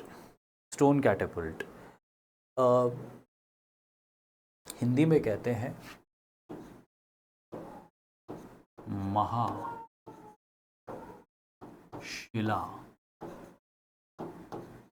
कंटक, हिंदी में बोलते हैं महाशिला कंटक। ये देख सकते हो, ये एक बड़ा सॉकेट है, इसके ऊपर एक बहुत बड़ा पत्थर रखा, इसको नीचे पुल किया, और जब ये पुल हुआ तो रस्सी की इलास्टिसिटी जो है वो एक्सटेंड हो गई, उसमें टेंशन आ गया और इसको लॉक कर दिया। और जैसे ही एक लीवर से इस लॉक को रिलीज़ किया तो उस रस्सी के तनाव की वजह से, उसके टेंशन की जो एकदम से रिलीज़ होगा तो ये फेंकाएगा ऊपर, ये ऐसे सट्ट से ऊपर जाएगा, और ये जो पत्थर है ये पत्थर यहाँ से फेंकाते हुए दूर जाके गिरेगा। और इतना हैवी पत्थर तो बहुत तेज़ी से आएगा मोमेंटम के साथ, तो जिसके ऊपर भी गिरेगा उसको बहुत बुरी इंजरी कॉज करेगा, डेथ भी कॉज कर सकता है। इसका यूज़ जनरली तब होता था जब एनिमी की आर्मीज़ अटैक कर रही होती थी आपकी तरफ, तब एक साथ 400-500 रथ मुसलक से पत्थर फेंक 400-500 महाशिला कंटक से पत्थर फेंक दिए जाते थे, और वो एनिमी के ऊपर आके लगते थे और वो उनका जो अटैक होता था उसका मोमेंटम टूट जाता था। तो ये वो वेपन था। और तीसरा वॉर एलिफेंट। तो it is said bye modern historians, I don't know how far this fact is correct, but by modern historians it is said that Magad was the first kingdom in India to have used elephants as a war machine. हाथियों को सबसे पहले पकड़ के युद्ध के लिए train करने का काम मगध के लोगों ने किया। हाथी तो वैसे ही बहुत ताकतवर और बड़ा जानवर होता है, और उसके ऊपर अगर आप बैठ गए तो फिर किसी इन्फेंट्री सोल्जर या कैवलरी सोल्जर के पकड़ में आप नहीं आओगे, क्योंकि आपकी हाइट और ज़्यादा होगी। इन्फेंट्री का सोल्जर तो बहुत मुश्किल से आपको मार सकता है, ऑलमोस्ट इम्पॉसिबल है उसके। इम्पॉसिबल तो नहीं कहूँगा, लेकिन बहुत डिफ़िकल्ट है इन्फेंट्री सोल्जर के लिए हाथी के ऊपर बैठे हुए किसी सोल्जर को मारना। इवन कैवलरी से भी, यानी कि घुड़सवार भी कोई सोल्जर है तो उसके लिए भी हाथी के ऊपर बैठे हुए किसी ओपोनेंट को मारना डिफ़िकल्ट है ना। एक तो ये है। दूसरा, हाथी खुद एक खतरनाक एनिमल है। अपने आसपास आने वाले दुश्मनों को अपने महावत के इशारे पे वो सूंड से ही मार देगा या पैरों तले कुचल देगा। और फिर उसके ऊपर अगर आप बैठे हो तो आपके हाथ में अगर बो एंड एरो है तो आप नीचे खड़े दुश्मनों को बहुत इजीली टारगेट करके पिक करके उनको मार सकते हो। तो ये एडवांटेज हाथियों ने दिया था वॉरफेयर के अंदर, और मगध ने इसका सबसे पहले यूज़ किया, ऐसा मॉडर्न स्कॉलर्स बताते हैं। और बहुत बखूबी यूज़ किया मगध ने इसका अलग अलग वॉर्स के अंदर, ख़ास तौर पे ऐसे किंगडम्स के अगेंस्ट जिनकी आर्मीज़ में ये वेपन नहीं होता था, जिनके पास में ये इनोवेशन नहीं था, तो उनके पास इसका कोई आंसर भी नहीं होता था। हाथियों का जब अटैक होता था तो ऐसे किंगडम्स जिनके पास हाथी नहीं होते थे, दे हैड टू रिट्रीट और get killed in the action. और हाथियों के सूंड के ऊपर तलवारें बांध दी जाती थी कि वो दुश्मनों में सूंड हिलाता हुआ आगे बढ़े। तो उसकी सूंड की जो बड़ी और ब्रॉड सॉर्ड है, उसकी सूंड में भी कोई नॉर्मल सॉर्ड थोड़ी बांधी जाती है। उसकी सूंड में लंबी 8-10 फुट की या उससे भी लंबी और बहुत चौड़ी ब्रॉड सॉर्ड डबल एज्ड बांधी जाती, और महावत के इशारे पे उस सूंड को ऐसे स्विंग करते हुए चलता, इधर से उधर, इधर से उधर, इधर से उधर। अब आप सोचो दुश्मनों को क्या काट रहा है वो, गाजर मूली की तरह। और गलती से कोई पाँव के पास आ गया तो उसको तो कुचल ही दे रहा है। और दुश्मन के कमांडर्स को पिक किया जाता था, और उनको पिक करके महावत के इशारे पे हाथी उनको पुश करता था। अपना एक पाँव दुश्मन के कमांडर के एक पाँव पे रखता था और सूंड से दूसरा पाँव पकड़ के खींच देता था, तो एनिमी का कमांडर 2 पार्ट में चीर दिया जाता था। और मैं हमेशा ये कहता हूँ कि बैटलफील्ड में डेथ हो सकती है जो लड़ने जा रहा है उसकी, लेकिन इस तरह से जो मृत्यु होती सैनिकों के सामने, अगर उनके कमांडर को इस तरह से 2 हिस्सों में चीर दिया एक हाथी ने, तो कमांडर की मृत्यु हुई, वो नुकसान तो हुआ ही, लेकिन वो इस तरह की डेथ की 2 हिस्सों में चीर के डेथ हुई, उसकी वजह से जो सोल्जर्स होते थे उनका मोरल टूट जाता था और वो भाग खड़े होते थे या सरेंडर कर देते थे या ठीक से लड़ नहीं पाते थे पूरी ताकत से, वो डर बैठ जाता था मन में। तो हाथी सिर्फ एक वेपन नहीं था, एक टेरर था उस ज़माने में, और उसका भरपूर यूज़ किया मगध ने। तो ये सारी जो चीज़ें मगध ने करी, इसकी वजह से मगध को बहुत सक्सेस मिली अपने ओपोनेंट्स के अगेंस्ट। फिर भी वृज्जी के अगेंस्ट मगध 16 साल तक लड़ता रहा। वृज्जी भी बहुत मिलिटरीली स्ट्रांग था। हो सकता है कि वृज्जी के पास में इस तरह के इनोवेटिव हथियार नहीं थे, in spite of that Vrijji 16 साल तक मगध को जीतने नहीं देता है। और इतनी बढ़िया आर्मी और इतने अच्छे वेपन्स होने के बावजूद भी मगध को वृज्जी के अगेंस्ट पॉलिटिकल कॉन्स्पिरेसीज भी करनी पड़ती है। अंदर से वृज्जी को कमज़ोर करना, उसके लोगों में नशे की लत डालना, यंग लड़कों में नशे की लत डालना, आपस में उन लोगों को लड़वाना, उन ट्राइब्स को, ये सारी चीज़ें करनी पड़ी मगध को उनको वीक करने के लिए, और बाहर से बार बार अटैक करते रहते थे। तब कहीं जाके 16 साल लगे उनको, 16 साल, और वो वृज्जी को जीत पाए। लेकिन दूसरे किंगडम्स रिलेटिवली इजीली जीत लिए थे उन्होंने, but Vrijji was a very hard nut to crack. So this is why Magadh succeeded. Magadh को इतनी सक्सेस क्यों मिली, ये सारे रीजंस अपन ने देख लिए। आई होप आपको ठीक से समझ में भी आ गए होंगे। अब आगे बढ़ते हैं अपन। अब मगध के अंदर अपन ये देखेंगे कि कौन कौन सी मेजर डायनेस्टीज आई थी मगध के अंदर और उन्होंने मगध के एक्सपेंशन में क्या क्या रोल प्ले किया। तो जहाँ तक मगध की थोड़ी सी हिस्ट्री की अगर अपन बात करें तो ओरिजिनली मगध का जो ऋग्वैदिक पीरियड के लिटरेचर्स में डिस्क्रिप्शन मिलता है वो किकाट कहते हैं उसको।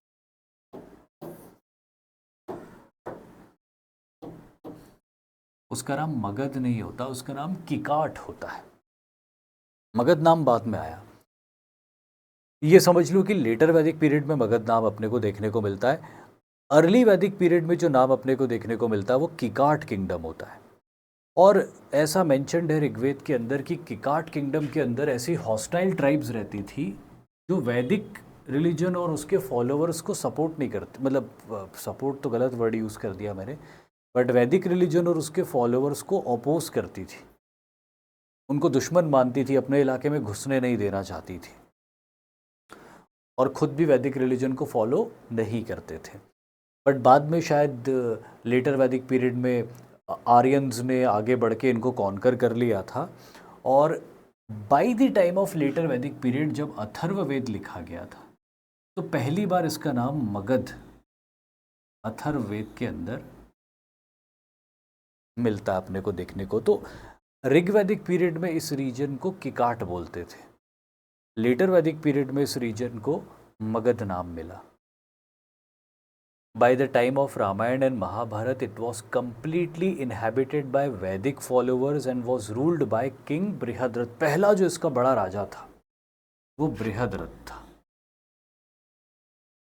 मगध का जो पहला आर्य राजा था, प्रोबेबली जिसने इस रीजन को कॉन्कर करके यहाँ पे रूल करना शुरू किया होगा, ये वही ज़माने जब रामायण और महाभारत का काल था, तो वो बृहद्रथ नाम का राजा था।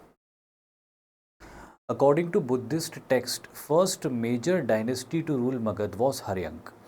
पर ये जितनी भी बातें हैं ये वैदिक लिटरेचर्स, रामायण महाभारत की बातें हैं जिसको मॉडर्न स्कॉलर्स किसी हिस्टोरिकल कॉन्टेक्स्ट में नहीं लेते।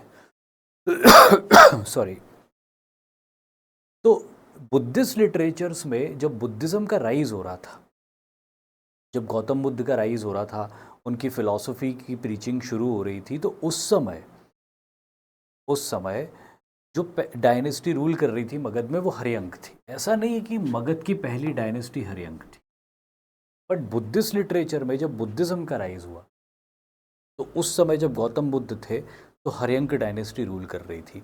इसलिए बुद्धिस्ट लिटरेचर में हर्यंक डायनेस्टी का नाम बहुत मिलेगा आपको, या सबसे पहली मेजर डायनेस्टी उनकी हर्यंक मिलेगी। डायनेस्टीज उससे पहले भी बहुत सारी थी।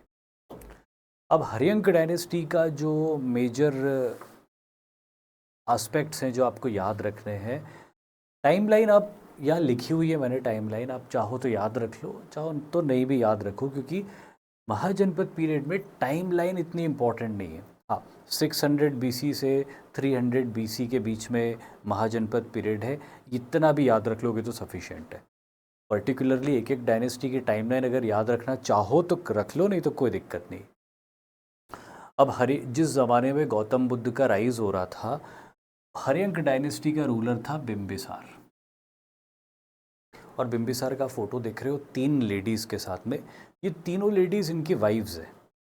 और यही बात बिंबिसार के बारे में बड़ी फेमस है कि बिंबिसार ने 3 पावरफुल किंगडम्स के साथ में मैट्रीमोनियल अलायंसेस किए, और 3 पावरफुल किंगडम्स के साथ मैट्रीमोनियल अलायंसेस करके उसने अपने आप को और स्ट्रॉन्ग बनाया, अपने किंगडम को और स्ट्रॉन्ग बनाया, और मगध के एक्सपेंशन को शुरू किया बाय अटैकिंग अंग। He started the expansion of Magadh. तो ये बड़ी मशहूर बात है उसके बारे में कि उसने, मगध के पास जो पहले से एडवांटेजेस थे वो तो थे ही सही, उसने और स्ट्रॉन्ग बनाया मगध को। 3 कौशल की राजकुमारी कौशल देवी, वृज्जी की राजकुमारी छलना, और मध्य देश की राजकुमारी खेमा, ये 3 मैरिजेस किए। इससे डाउरी आई, मिलिट्री सपोर्ट मिला, और उसका फ़ायदा उठा के उसने अंग को जीत लिया। अंग महाजनपद को, उसकी सोवरेंटी को ख़त्म करके उसको मगध में मिला लिया। तो यहाँ से मगध के एक्सपेंशन की कहानी शुरू होती है। फिर इसके बाद इनका बेटा आता है अजात शत्रु। ओरिजिनल नाम उसका अशोक चंद्र था, जो उसके फादर ने रखा था, और उसे कुणिक भी बोलते थे। कुणिक इसलिए बोलते थे क्योंकि उसकी एक उंगली टूटी हुई थी, इसलिए उसको कुणिक बोलते थे। और बड़ी इंटरेस्टिंग कहानी है उसके पीछे। कहानी ये है कि जब ये अपने मदर के पेट में था, गर्भ में था, तो इसकी मदर की बड़ी हिंसक इच्छाएं होती थी कि अपने पति का दिल निकाल के उसको तल के खा जाए। तो उसको बहुत बुरा लगता था कि यार ये ऐसी इच्छाएं मेरे अंदर क्यों होती है। तो उसने कंक्लूड किया कि ये तो मेरी इच्छाएं नहीं हो सकती, ये जो बच्चा है गर्भ में ये दुष्ट है, ये है हिंसक। तो जैसे ये पैदा होगा तो मैं इसको डंप कर दूंगी। वो डंप कर भी देती है उसको, और उसी प्रोसेस में उस बच्चे की उंगली खराब हो गई थी, और वो ज़िंदगी भर एक खराब ही रही उसकी उंगली, इसलिए उसको कुणिक भी बोलते थे। पर उसके फादर को जब ये बात पता चली तो उसके फादर ने बच्चे को वापस ले आया कि नहीं, हम इसको अबैंडन नहीं करेंगे, बच्चे को इसको पालेंगे। और फादर ने इनको नाम दिया अशोक चंद्र, कि नहीं नहीं, ये तो ऐसा कुछ नहीं है, सब अंधविश्वास है कि बच्चा दुष्ट है वुष्ट है, ऐसा कुछ नहीं है, हम बच्चे को पालेंगे और बड़ा करेंगे। ठीक है साहब। बच्चा बड़ा होता गया, बहुत ही बड़ा हो गया बच्चा। अकॉर्डिंग टू जैन लिटरेचर्स बहुत लंबा था ये, मतलब आप समझ लो 7 फुट का रहा होगा ये। यहाँ तक की जो हाइट है वो 6 फुट 4 इंच की है। यहाँ तक की हाइट जो मैं ऊपर तक बता रहा हूँ आपको, 6 फुट 4 इंच की हाइट है ये। अब इससे 6 इंच और ऊपर मान लो, मतलब दिखेगा भी नहीं वो यहाँ पे, इतना लंबा था। और उसी प्रपोर्शन में चौड़ा मस्कुलर भी था, और उसी प्रपोर्शन में एग्रेसिव भी था। 16 साल की उम्र में मगध की आर्मी का कमांडर इन चीफ बन गया था, और बड़ा उसका दबदबा था अपनी आर्मी के ऊपर। तो ये जो अजात शत्रु था, इसकी बचपन से इच्छा थी कि रूलर मैं बनूंगा। इसके 2 भाई और थे, हल्ल कुमार विहल्ल कुमार इसके भाई थे बड़े। और इसको हमेशा से इनसिक्योरिटी थी कि कहीं मेरे भाइयों के साथ मेरे इस पूरे किंगडम को डिवाइड नहीं कर दिया जाए, या किसी बड़े भाई के अंडर में मेरे को सेनापति की पोस्ट पे ही परमानेंट ना कर दिया जाए। इसने बोला मेरे को सेनापति नहीं बनना, मेरे को एम्परर बनना है। तो क्या होता है, ये इनके पिताजी की हत्या कर देता है।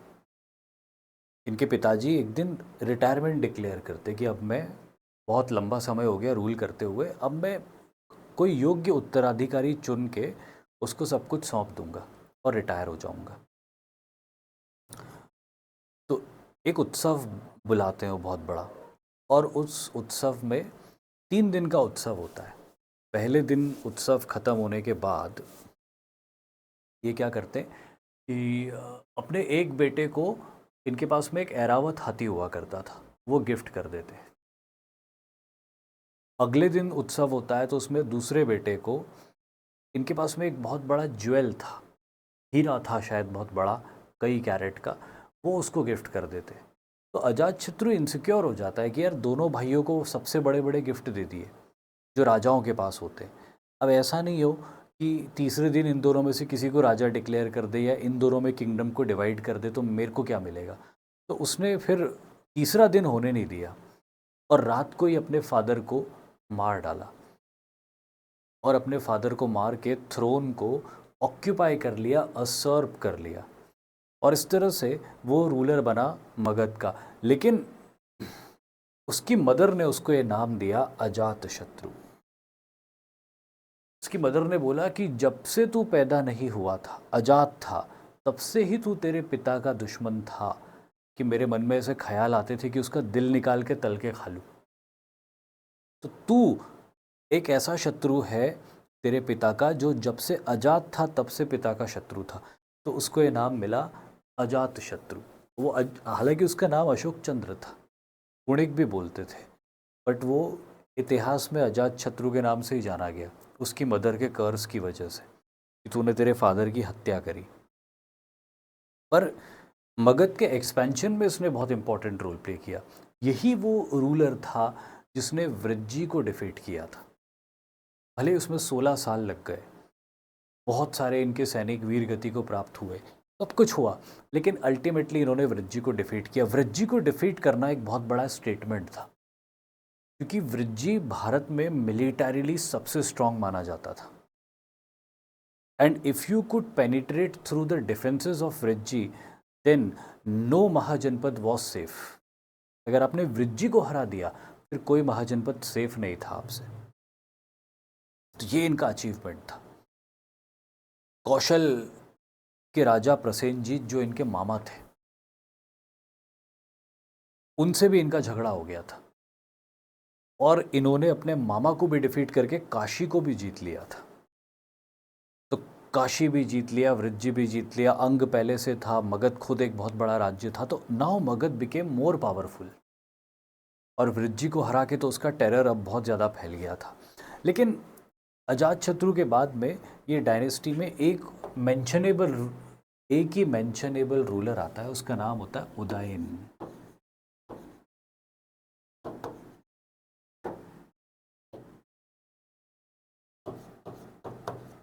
He killed his father and usurped the throne. इन्होंने भी इनके पिता की हत्या करी। ये जो पूरी डायनेस्टी है ना, इस डायनेस्टी को कहते हैं पितृहंता।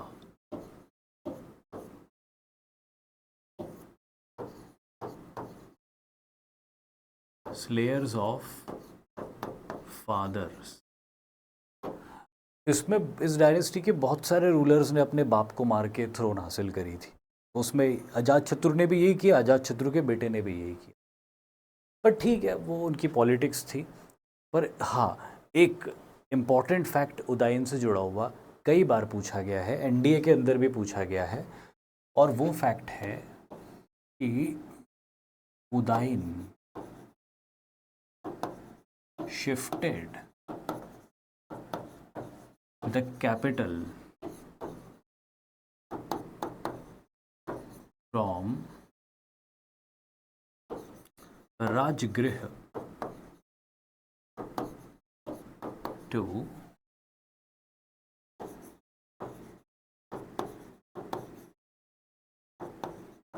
पाटलिपुत्र। जो मैंने थोड़ी देर पहले लेक्चर में बताया था कि राजगृह एक बहुत ही डिफेंसिव लोकेशन थी। जब मगध रिलेटिवली वीक था, उसके ऊपर भी हमले के डर था, तो राजगृह में कैपिटल बनाई थी, पहाड़ों से घिरा हुआ इलाका। बट जब मगध बहुत ही पावरफुल हो गया, वृज्जी को भी हरा दिया उसने, तब उसको डर नहीं रहा कि अब मुझ पे तो कोई अटैक करेगा नहीं। तो फिर इन्होंने कैपिटल ट्रांसफ़र करी पाटलिपुत्र में, प्रेजेंट डे पटना, क्योंकि गंगा नदी के किनारे सिचुएटेड था, व्यापार व्यवसाय का एक्सेस अच्छा था। तो अब इनको इकोनॉमिकली ग्रो होना था। पावरफुल तो ये हो गए थे, अब इनको इकोनॉमिकली ग्रो होना था, तो इसलिए कैपिटल इन्होंने शिफ्ट करी थी। हाँ, एक और चीज़ याद रख लेना, पाटलिपुत्र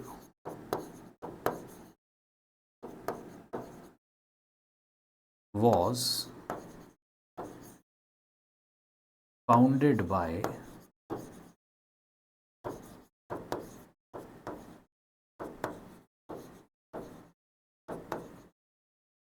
अजातशत्रु।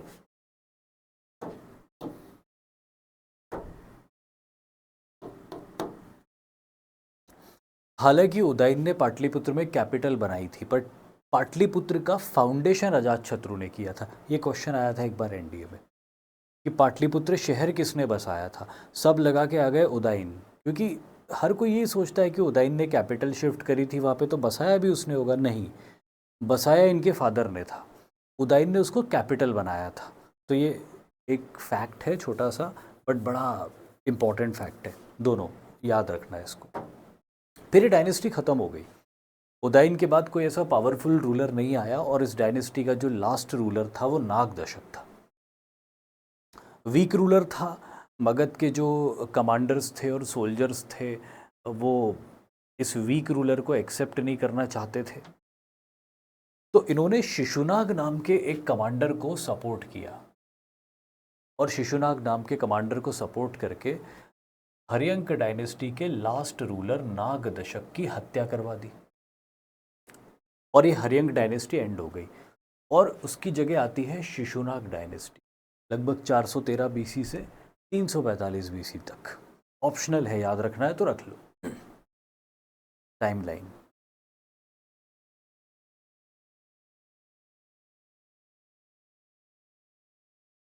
ठीक है।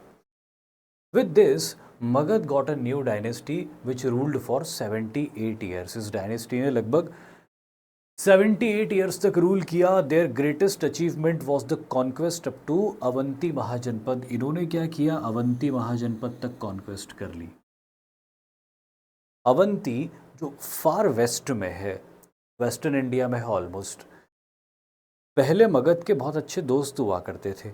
जब तक हरियंक डायनेस्टी का रूल था तो हरियंक डायनेस्टी के रूल में मगध और अवंती दे वर वेरी गुड एलाइज, एक दूसरे के दोस्त थे। पर शिशुनाग ने बोला कि काहे की दोस्ती, हम ज़्यादा पावरफुल हैं, वो हमसे कमज़ोर है, तो लेट्स टेक एडवांटेज। और इन्होंने अटैक कर दिया और अटैक करके उज्जैन को कैप्चर कर लिया। उज्जैन, अवंती, माहेशमती सबको कैप्चर कर लिया। और मगध का एक्सपेंशन अब आप देख रहे हो कहाँ तक हो गया। ये पूरा मगध का एक्सपेंशन हो गया यहाँ तक। अब अगर किसी को उत्तर से दक्षिण जाना है तो मगध को टैक्स देके ही जाना पड़ेगा। दक्षिण से उत्तर जाना है तो भी मगध को टैक्स देके जाना पड़ेगा। तो अब मगध जो है सबसे बड़ी पावर बन गया भारत में during the time of Shishunaga dynasty. कुछ समय के लिए शिशुनाग डायनेस्टी के दौर में जो कैपिटल थी वो पाटलिपुत्र से वैशाली भी शिफ्ट हुई थी। टेम्परेरीली, लेकिन याद रखना, कभी पूछ ले तो कि वो कौन सी मगध की डायनेस्टी थी जिसने कैपिटल पाटलिपुत्र से वैशाली शिफ्ट कर दी थी, तो कई बार याद नहीं रहेगा किसी ने अगर नहीं पढ़ा है तो याद रखना शिशुनाग डायनेस्टी के समय ये हुआ था कि थोड़े समय के लिए कैपिटल वैशाली शिफ्ट हो गई थी, नॉर्थ बिहार में शिफ्ट हो गई थी। फिर ग्रेजुअली इनका भी डिक्लाइन आ जाता है। शिशुनाग के बाद अगेन कोई मेजर रूलर नहीं आता इस डायनेस्टी के अंदर। और एंड में फिर आती है नंद डायनेस्टी जो लगभग 345 बीसी से 323 बीसी के बीच में रूल करती है। और जो नंद डायनेस्टी थी, नंद डायनेस्टी ने मगध का एक्सपेंशन बहुत दूर तक कर दिया था। देखिए, सबसे पहले इसका जो फाउंडर था वो Mahapadmananda. Mahapadmananda according to Purana and according to according to Purana and according to Greek scriptures he came from a lower origin. ये उच्च वंश का नहीं था, ब्राह्मण, क्षत्रिय या वैश्य वंश का नहीं था, शूद्र माना गया है। बट यहीं पे मगध का वो अनऑर्थोडॉक्स नेचर दिखता है कि दो ही वॉज अ शूद्र but still he was a military officer.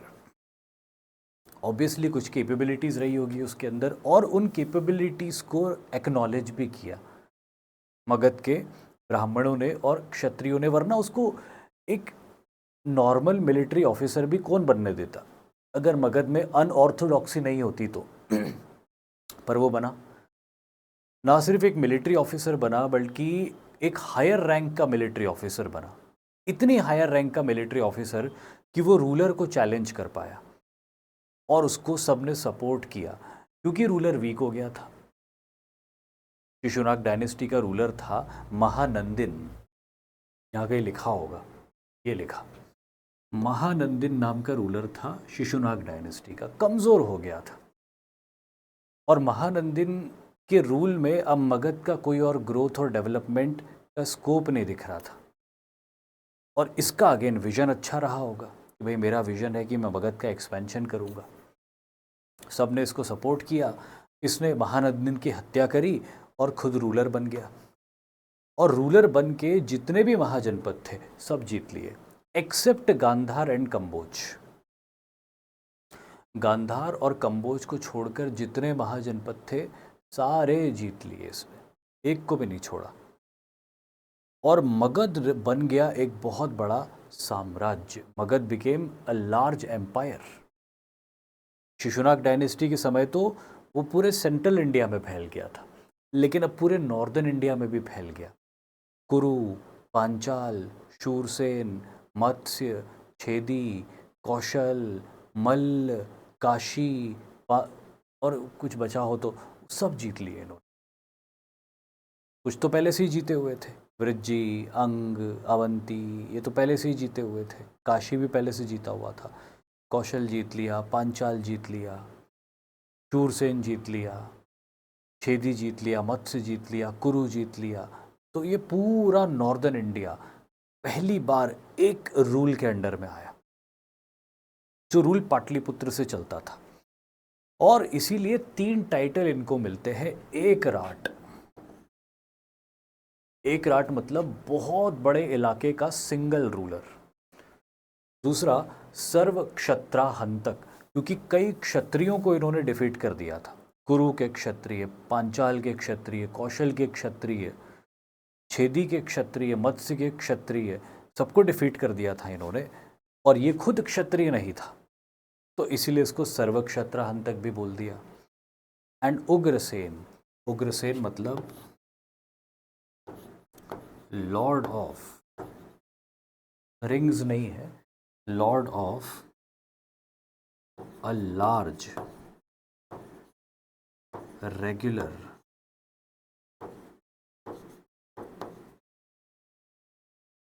Army. पुराने ज़माने में जनरली इन लोगों की जो आर्मीज़ होती थी, बहुत सारी आर्मीज़ जो होती थी, इरेगुलर आर्मीज़ होती थी। मतलब खेती किसानी भी आप कर रहे हो, ज़रूरत पड़ी तो लड़ाई भी कर ली आपने, लोहारी कर रहे हो, ज़रूरत पड़ी तो लड़ाई भी कर रही आपने, तो ऐसी बहुत सारी इरेगुलर आर्मीज़ रखते थे। इसने पहली बार बहुत बड़े लेवल पे एक रेगुलर आर्मी रखी थी, मतलब फुल टाइम सोल्जर्स। तो कोई लोहारी किसानी नहीं करेंगे, वो सिर्फ लड़ेंगे, लड़ने की ट्रेनिंग होगी और शॉर्ट नोटिस पे लड़ने के लिए तैयार होंगे। तो इसको बोलते स्टैंडिंग आर्मी या regular army, always ready to fight. और इसलिए इनको उग्रसेन का टाइटल मिला, क्योंकि उन्होंने इस तरह की आर्मी रखी थी। तो ये महापद्मानंद थे। इन्होंने मगध के एक्सपेंशन को नेक्स्ट लेवल पे पहुंचा दिया था। हालांकि मगध का अभी और एक्सपेंशन होगा, बट इनके दौर में नहीं, वो मौर्यन एम्पायर में होगा। इनका एक बेटा था धनानंद, तो वो जो धनानंद बेटा था वो इतना केपेबल नहीं था, तो वहाँ पे इनका जो क्लैन था, इनका डायनेस्टी जो थी, वो डिक्लाइन हो गई वहाँ पे। बट जब तक ये थे तब तक मगध की ग्लोरी थी, नंद डायनेस्टी की ग्लोरी थी। मगध की ग्लोरी तो खैर इनके बाद भी रही, मौर्यंस ने भी मगध की ग्लोरी को ही बढ़ाया था, बट नंद डायनेस्टी की ग्लोरी इनके रहने तक रही थी, और कुछ समय तक इनके बेटे के रहने तक भी रही थी, धनानंद तक। तो ये तो था पूरा मगध का इतिहास, महाजनपदों का इतिहास, कि महाजनपद क्या थे, कितने थे, कहाँ कहाँ पे थे, कौन सा महाजनपद उन सबको हरा के विक्टोरियस इमर्ज हुआ, उसमें कौन कौन सी अलग अलग डायनेस्टीज़ आई थी, और हर डायनेस्टी में कौन कौन से मेजर रूलर्स आए थे, और उन्होंने क्या क्या कंट्रीब्यूशन दिया मगध के एक्सपेंशन में। तो ये तो अपन ने ये सब कुछ देख लिया। लेकिन इसी समय भारत के ऊपर कुछ विदेशी आक्रमण भी हुए थे। तो वो विदेशी आक्रमण कौन से हुए थे, वो एक बार अपन देख लेते हैं। देखिए, भारत के ऊपर, भारत की धरती हमेशा से इतनी फर्टाइल और इतनी उर्वर धरती रही है कि हमेशा से ही भारत की धरती विदेशी आक्रमणकारियों को आकर्षित करती आई है। Foreign invaders were always fascinated. Everyone wanted to enter India and conquer its riches. तो उसी प्रोसेस में जो पहला रिकॉर्डेड हमला हुआ था भारत में, हो सकता है इससे पहले भी कभी हुआ हो, but the first recorded invasion in the history of India is Persian invasion, ईरानियों का हमला। पर्शिया मतलब ईरान।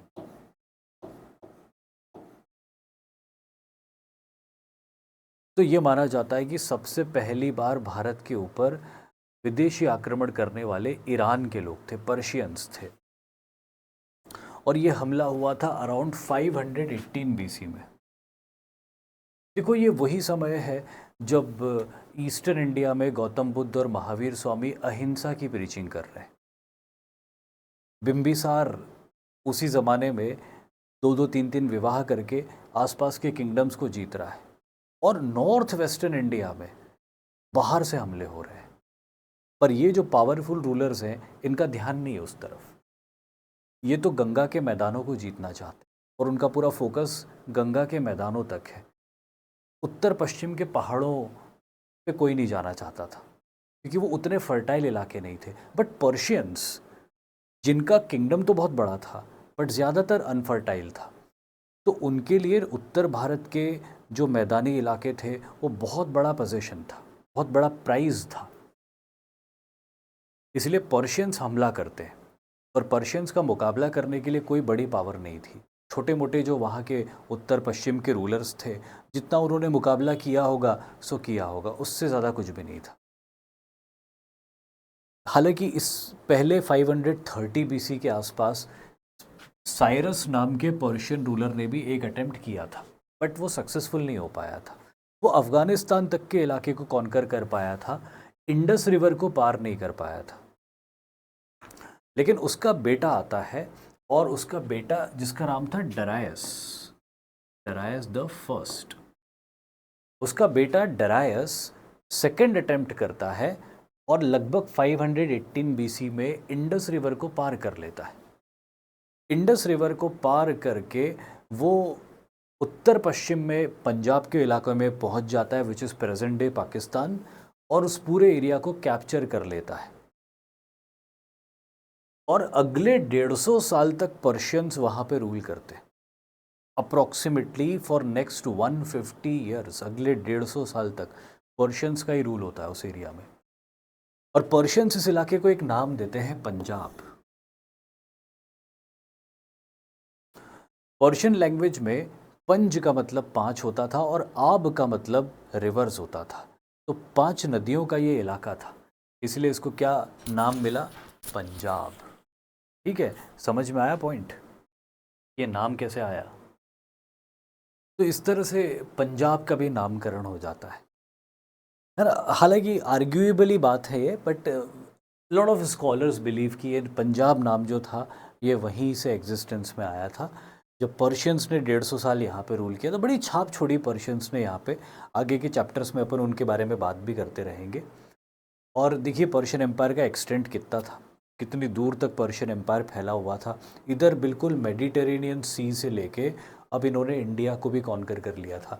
लेकिन इतने बड़े एम्पायर में जो रेवेन्यू अकेला ये भारत वाला इलाका देता था, इनके पूरे एम्पायर का रेवेन्यू एक तरफ, और ये इतने छोटे से इलाके का रेवेन्यू एक तरफ। तो इसलिए पर्शियंस का एम्पायर बहुत बड़ा है, पर पूरा बंजर सूखा एम्पायर है। और उस समय ऑयल का तो कोई वैल्यू था नहीं, पता ही नहीं था किसी को ऑयल का क्या करे। अब तो बहुत रिच हो गए ऑयल की वजह से ये एरियाज़, बट उस समय तो कोई वैल्यू नहीं थी। उस समय तो खेती बाड़ी की वैल्यू थी, खेती बाड़ी यहाँ पे होती थी। बाकी पूरी जगह मिला के जितना टोटल रेवेन्यू आता था, उतना अकेला ये एक छोटा सा हिस्सा इनको रेवेन्यू कलेक्ट करके दे देता था, राइट। तो ये पर्शियन एम्पायर यहाँ पे आया पहली बार, 150 साल तक रूल भी किया उन्होंने। 150 साल बाद जब पर्शियंस वीक पड़े और फिर भारत के जो लोकल रूलर्स थे उन्होंने रेबेलियंस किए, तो फिर पर्शियंस पीछे हट गए, और वहाँ पे जो लोकल इंडियंस थे उनका रूल दोबारा रीइस्टैब्लिश हो गया। लेकिन उसके इमीडिएटली बाद एक और बड़ा हमला होता है भारत के ऊपर, लगभग 326 बीसी में।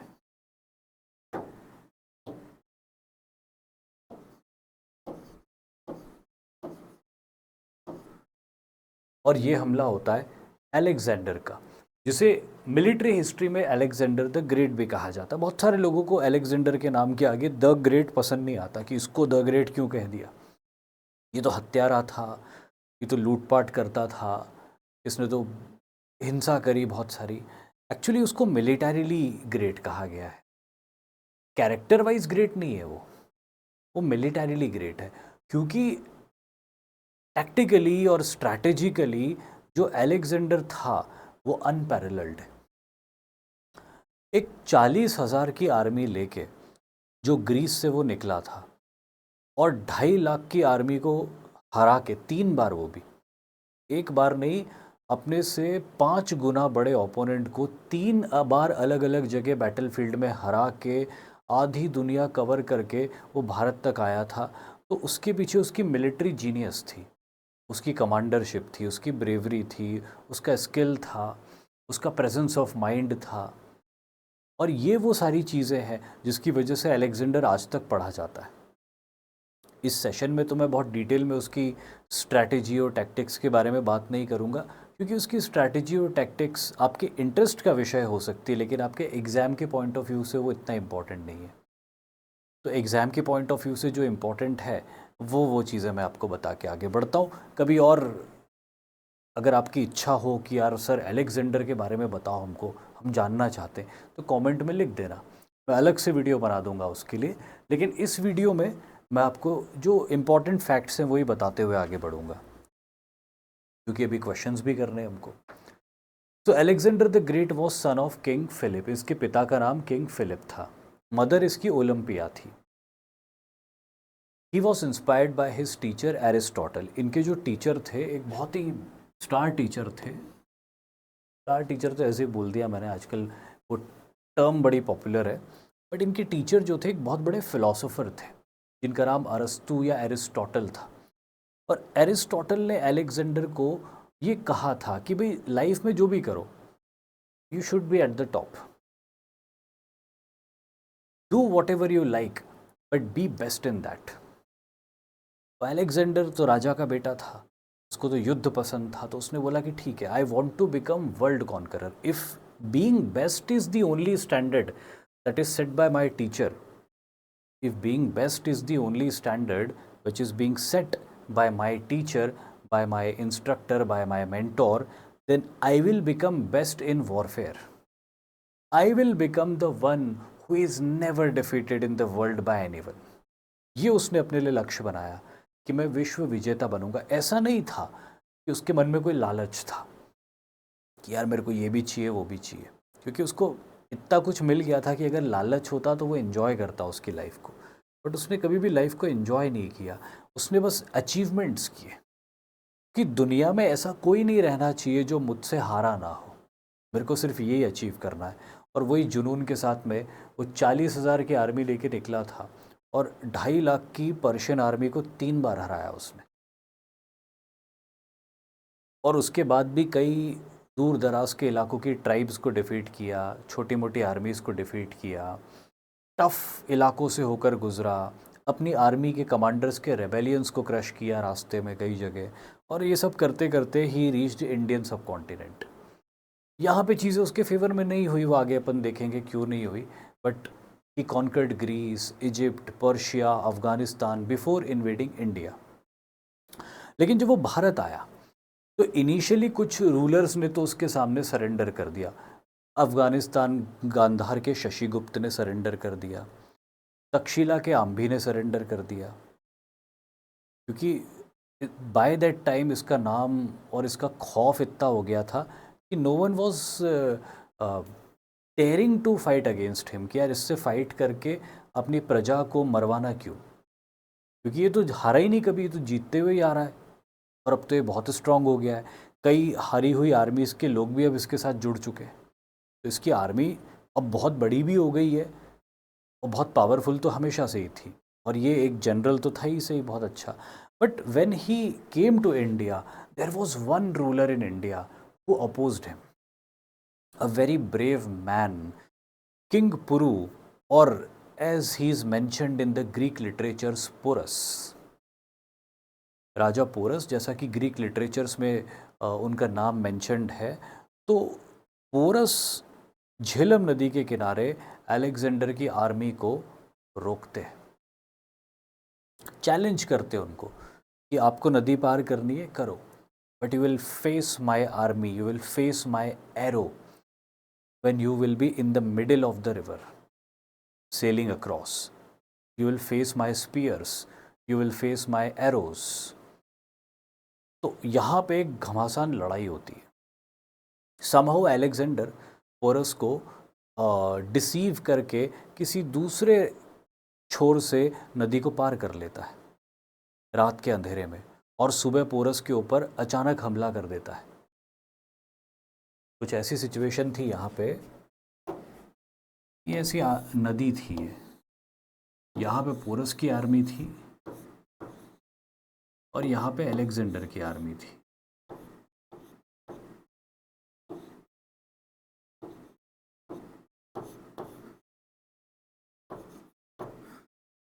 अब अलेक्जेंडर को पता था कि अगर नदी पार करी पोरस की आर्मी के सामने तो नदी पार करते समय ये लोग बहुत वल्नरेबल होंगे, तो पोरस छोड़ेगा नहीं इनको। तो अलेक्जेंडर की कुछ टुकड़ियाँ रात के अंधेरे में पीछे अप स्ट्रीम द रिवर यहाँ से नदी पार कर लेते और पोरस के ऊपर सरप्राइज अटैक कर देते सुबह। पोरस अपने फॉर्मेशंस लास्ट मोमेंट पे चेंज करके अलेक्जेंडर के ट्रूप से मुकाबला करता है। घमासान लड़ाई होती है। पोरस के पास में लगभग 150 हाथी थे, लेकिन इन 150 हाथियों का पहली बार सामना कर रहे थे, मतलब हाथियों का पहली बार सामना कर रहे थे ग्रीक्स, और उनको बहुत लॉसेस हुए, बहुत नुकसान हुआ। इंडियन वॉरियर्स ने भी बहादुरी से और जम के लड़ाई लड़ी, लेकिन अलेक्जेंडर के बाकी ट्रूप्स भी नदी पार करके पीछे से आ गए। जब पोरस पूरी तरह से यहाँ पे इंडल्ज था तो बचे हुए ट्रूप्स यहाँ से नदी पार करके आ गए and the army of Porus was surrounded. So Alexander was a genius, he was a master mind in the battle field. वो सोचना वहाँ से शुरू करता था जहाँ से उसका दुश्मन सोचना बंद करता था। तो पोरस पकड़ा गया, बुरी तरह घायल हो गया, पर उसने सरेंडर नहीं किया, एक सेकंड के लिए भी सरेंडर नहीं किया।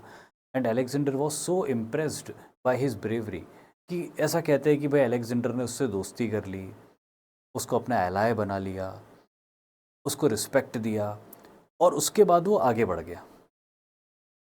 झेलम पार करके अलेक्जेंडर ब्यास नदी की तरफ आगे बढ़ा and on the bank of river Beas Alexander की आर्मी ने म्यूटिनी कर दी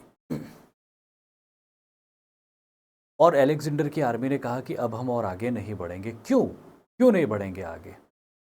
इसकी वजह ये थी कि अलेक्जेंडर के सोल्जर्स का ये कहना था कि पोरस की आर्मी तो बहुत छोटी थी, 30-35 हज़ार की थी, हमसे कम थी नंबर्स में, उनके हाथी भी 150 ही थे और रात को बहुत बारिश हुई थी जिसकी वजह से उनके रथ सुबह गीली मिट्टी में चल नहीं पाए थे, तो भी उन्होंने हमको इतना टफ रेजिस्टेंस दिया। तो सोचो कि अब यहाँ से हम आगे बढ़ेंगे अगर, तो हमको नंद सेना का मुकाबला करना, मगध की सेना का मुकाबला करना है जिसमें 2.5 लाख की इन्फेंट्री, 50,000 की कैवेलरी, 6,000 रथ और 3,000 हाथी है। कैसे लड़ेंगे? ये 150 हाथी हम नहीं संभाल पाए और रथ तो यूज में भी नहीं आए और 35,000 की सेना थी, इसने हमारे छक्के छुड़ा दिए। तो वो 2.5 लाख की सेना, 3,000 हाथी, 6,000 रथ, उनको हम कैसे कंट्रोल करेंगे? तो इनकी आर्मी ने म्यूटिनी कर दी कि हम आगे नहीं। Alexander tried very hard to convince them कि हमको वहाँ तक आगे बढ़ना है जहाँ पे हमको एक सी मिल जाए, समुद्र मिल जाए। ये उनका टारगेट था कि वो ग्रीस से चलेंगे और ग्रीस से चलते चलते इंडिया पहुँचेंगे और इंडिया में तब तक आगे बढ़ेंगे जब तक सी कोस्ट नहीं आ जाता, और जब सी कोस्ट आ जाएगा तो वहाँ पे उनकी कॉन्क्वेस्ट पूरी हो जाएगी। This is what they believed, this is what they had planned. But इनकी आर्मी ने बोला no, we are not going any more ahead, और यहीं पे अलेक्जेंडर को रिट्रीट करना पड़ा। His army had to retreat. Alexander की आर्मी रिट्रीट कर जाती है, अलेक्जेंडर चला जाता है। May be he was poisoned और he fell seriously ill and he died in Babylonia, जो आजकल इराक की कैपिटल बगदाद है, उसको किसी ज़माने में बेबीलोनिया बोलते थे, वहाँ पे उसकी डेथ हो गई। तो वो तो चैप्टर ख़त्म हो गया और व्यास नदी से आगे अलेक्जेंडर इंडिया में कभी भी नहीं बढ़ पाया। व्यास नदी से आगे अलेक्जेंडर इंडिया में कभी भी नहीं बढ़ पाया। Alexander stayed in India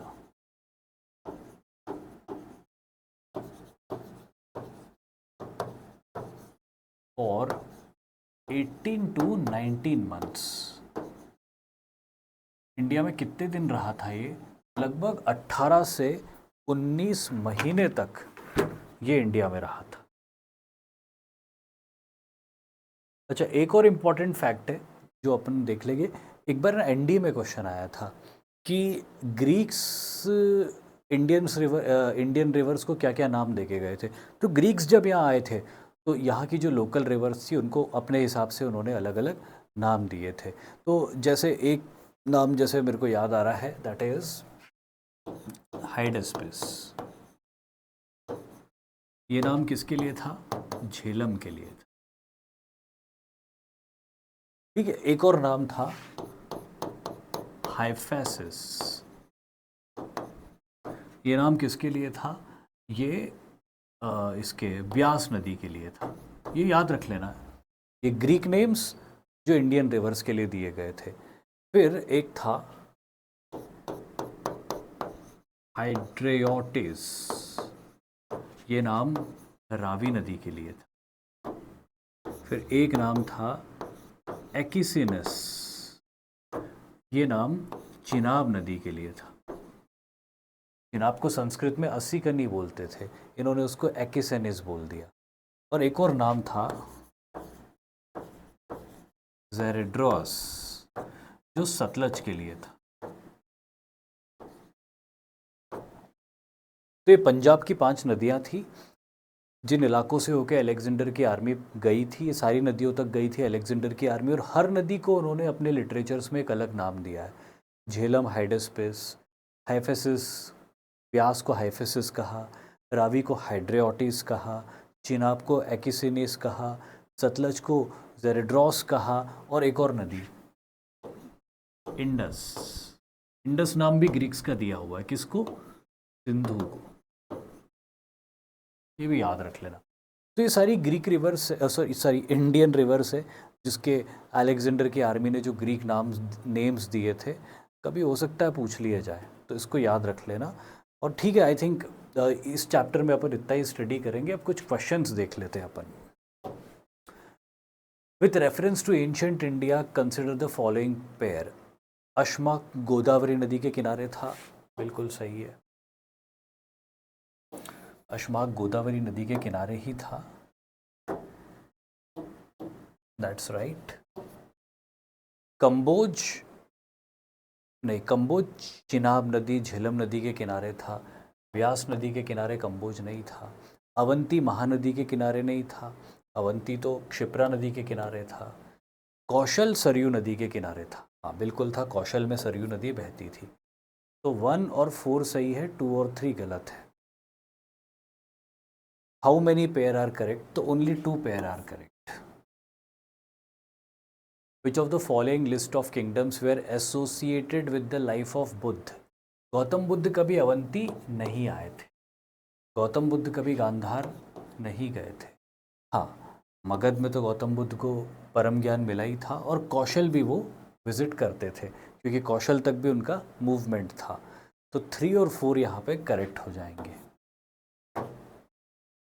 list of 16 mahajanapada is available in which of the following? तो एक तो बुद्धिस्ट लिटरेचर अंगोत्तर निकाय में है 16 महाजनपद, और एक जैन लिटरेचर भगवती सूत्र में है। ये दो के अंदर, दो लिटरेचर्स के अंदर हमको डिटेल में 16 महाजनपदों के बारे में पता चलता है। उपनिषद और संयुक्त निकाय में नहीं पता चलता है। तो 2 और 4 इसका करेक्ट आंसर है। Which of the following was not considered as one of the 16 mahajanapada in ancient India? Vrijji, Magadha, Kuru, Kalinga. देखो कलिंग नहीं था, हालांकि कलिंग एक किंगडम था, लेकिन बुद्धिस्ट और जैन लिटरेचर में इट इज़ नॉट मेंशन्ड, तो इसीलिए अपन इसको करेक्ट मानेंगे कि ये नहीं था। Which mahajanapada is set to have had an oligarchic form of government? Republican system किस में था? मगध, कौशल, काशी, वृज्जी। तो अपन ने देखा था वृज्जी रिपब्लिकन किंगडम था, मल्ल रिपब्लिकन किंगडम था। पांचाल रिपब्लिकन किंगडम था, कुरु रिपब्लिकन किंगडम था, कंबोज रिपब्लिकन किंगडम था, है ना। बाकी सब मोनार्किकल थे, ये अपन ने चैप्टर में देखा। मगध की पहली कैपिटल कौन सी थी? Defensive fortress of Rajgarh, Rajgarh क्या सॉरी राजगृह। बिंबिसार किसका कंटेम्पररी था? देखिए, इस ज़माने में गौतम बुद्ध भी थे और महावीर स्वामी दोनों थे, तो ये दोनों का कंटेम्पररी था। दोनों, बिंबिसार गौतम बुद्ध का भी कंटेम्पररी था। गौतम बुद्ध का जन्म 583 बीसी में हुआ था, महावीर स्वामी का जन्म 540 बीसी में हुआ था। तो गौतम बुद्ध तो खैर बड़े थे, उन्होंने प्रीचिंग वीचिंग शुरू कर दी थी। बट जब गौतम बुद्ध लगभग कितने साल के हो गए थे, 70 नहीं 70 नहीं 583, हाँ 73 ईयर्स के, जब गौतम बुद्ध लगभग 73 ईयर्स के हो गए थे, हाँ लगभग 73 ईयर्स के ही हो गए थे। मतलब मैथ्स में थोड़ा सा गड़बड़ा जाता मामला। 563 बीसी में गौतम बुद्ध का जन्म हुआ था और 510 बीसी में महावीर स्वामी को सुप्रीम नॉलेज मिला था, कैवल्य मिला था। तो 63 में से 10 गए तो कितने बचे? 53। हाँ, तो जब गौतम बुद्ध 53 ईयर्स के थे, if I am oh God, Gautam Buddha 563 BC में हो, महावीर स्वामी 540 बीसी में हो, ठीक है। तो गौतम बुद्ध 23 साल 23 ईयर्स एल्डर है। महावीर स्वामी जब 42 ईयर्स के थे तब उनको सुप्रीम नॉलेज मिला था। मतलब 42 ईयर्स माने तो अपन 498 एडी बीसी, सॉरी, लगभग 498 बीसी में महावीर स्वामी को कैवल्य मिला था। और गौतम बुद्ध की डेथ हुई थी 483 बीसी में। मतलब जब गौतम बुद्ध भी जिंदा थे और वो भी एनलाइटेंड थे, उसी समय महावीर स्वामी भी एनलाइटेंड हो गए थे। और इन दोनों के जीवित रहते बिंबिसार भी था। हालांकि बिंबिसार थोड़ा पहले मर गया था, बट फिर भी ही lived and he has seen both of them, तो he was contemporary. Bimbisara strengthened his kingdom mainly through, Bimbisara is known for matrimonial relations, है ना। तो ये डिप्लोमेटिक मैरिजेस इसका करेक्ट आंसर हो जाएगा। Which ruler founded the city of Pataliputra near Ganga and Son confluence? अब देखो, फाउंडेड की अगर बात आती है तो अब इसमें ऑप्शन ही नहीं है अजात शत्रु का, लेकिन मैं आपको बता देता हूँ कि अवेलेबल ऑप्शन में Udayan is the best option. But फिर भी अगर क्वेश्चन आता है कि हु फाउंडेड दिस सिटी और ऑप्शन में अगर अजात शत्रु है तो यू विल गो विथ अजात शत्रु। लेकिन अगर ऑप्शन में अजात शत्रु नहीं है, उदयन है, then go with Udayan. Chapter में मैंने दोनों के फैक्ट्स बता दिए थे कि एक ने कैपिटल बसाई, एक ने सिटी बसाई। The first Buddhist council was held at Rajgriha under the patronage of, first Buddhist का वो तो पिछले चैप्टर में मैंने बता दी थी।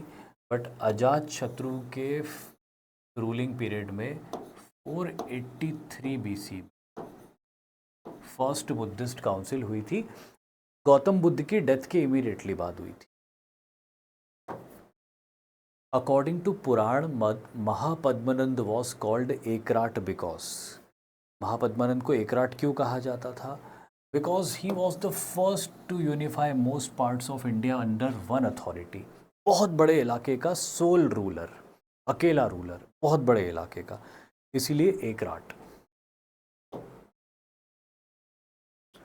विच of the following foreign accounts mentions the vast army and wealth of Nandas? इसका आंसर मैं बता देता हूँ, कर्टियस। कर्टियस अलेक्जेंडर के साथ में आया था और अलेक्जेंडर के साथ में आके जो कुछ भी वो एक्सपीरियंस करता था उसको नोट डाउन करता था, उसको डॉक्यूमेंट करता था, उसको लिखता था। और उसके जो लिखे हुई चीज़ें हैं वो जनरेशन आफ्टर जनरेशन प्रिजर्व करके आज भी अवेलेबल है। और उसी ने, कर्टियस ने ही ये बताया था कि मगध की आर्मी बहुत बड़ी है। 2.5 लाख की इन्फेंट्री, 50,000 की घुड़सवार सेना, 6,000 चैरियट्स और 3,000 हाथी। ये कर्टियस ने ही बताया है कि नंद की आर्मी बहुत बड़ी, मगध की आर्मी बहुत बड़ी है और इससे इंटिमिडेट होके ग्रीक सैनिक आगे नहीं बढ़ना चाहते। In the political evolution of ancient India, why is Magad kingdom considered most successful among the Mahajanpad? Magadh के सक्सेस के क्या क्या कॉजेस थे ना, तो वही वाली प्रोसेस में ये पॉइंट लिखे हुए हैं। It possessed strong cavalry. Its rulers maintained friendly ties with Avanti and Kaling. Its location between rivers and iron-rich regions aided expansion. It followed a republican form of government. एक ही correct answer है इसकी geographical location, जो इसको बाकी सारे advantage भी दे देती है जो अपन ने डिस्कस कर लिया था। तो ये क्वेश्चन आपको इजी ही लगा होगा। आई थिंक यही सारा क्वेश्चन है। और again in the last I would say कि अगर आपको इस चैप्टर के नोट्स चाहिए तो आप इस क्विक रिस्पॉन्स कोड को स्कैन कर लीजिए और इस क्विक रिस्पॉन्स कोड को स्कैन करके आप एक टेलीग्राम ग्रुप में लैंड होगे, डिफेंस मंत्रा बाय मुक्तक सर नाम के। और हर लेक्चर के ख़त्म होने के बाद उसी ग्रुप के ऊपर जो पीडीएफ है एनोटेशंस वाली, ये शेयर की जाएगी। तो आप इस ग्रुप का हिस्सा बन जाइए। यहीं पे आपको सारे नोट्स और भी आगे कुछ अनाउंसमेंट होगी तो वो इसी ग्रुप पे अपडेट की जाएगी। चलिए ठीक है, आज इतना ही करेंगे अपन। Thank you very much for attending this lecture. Have a very good day ahead. जय हिंद।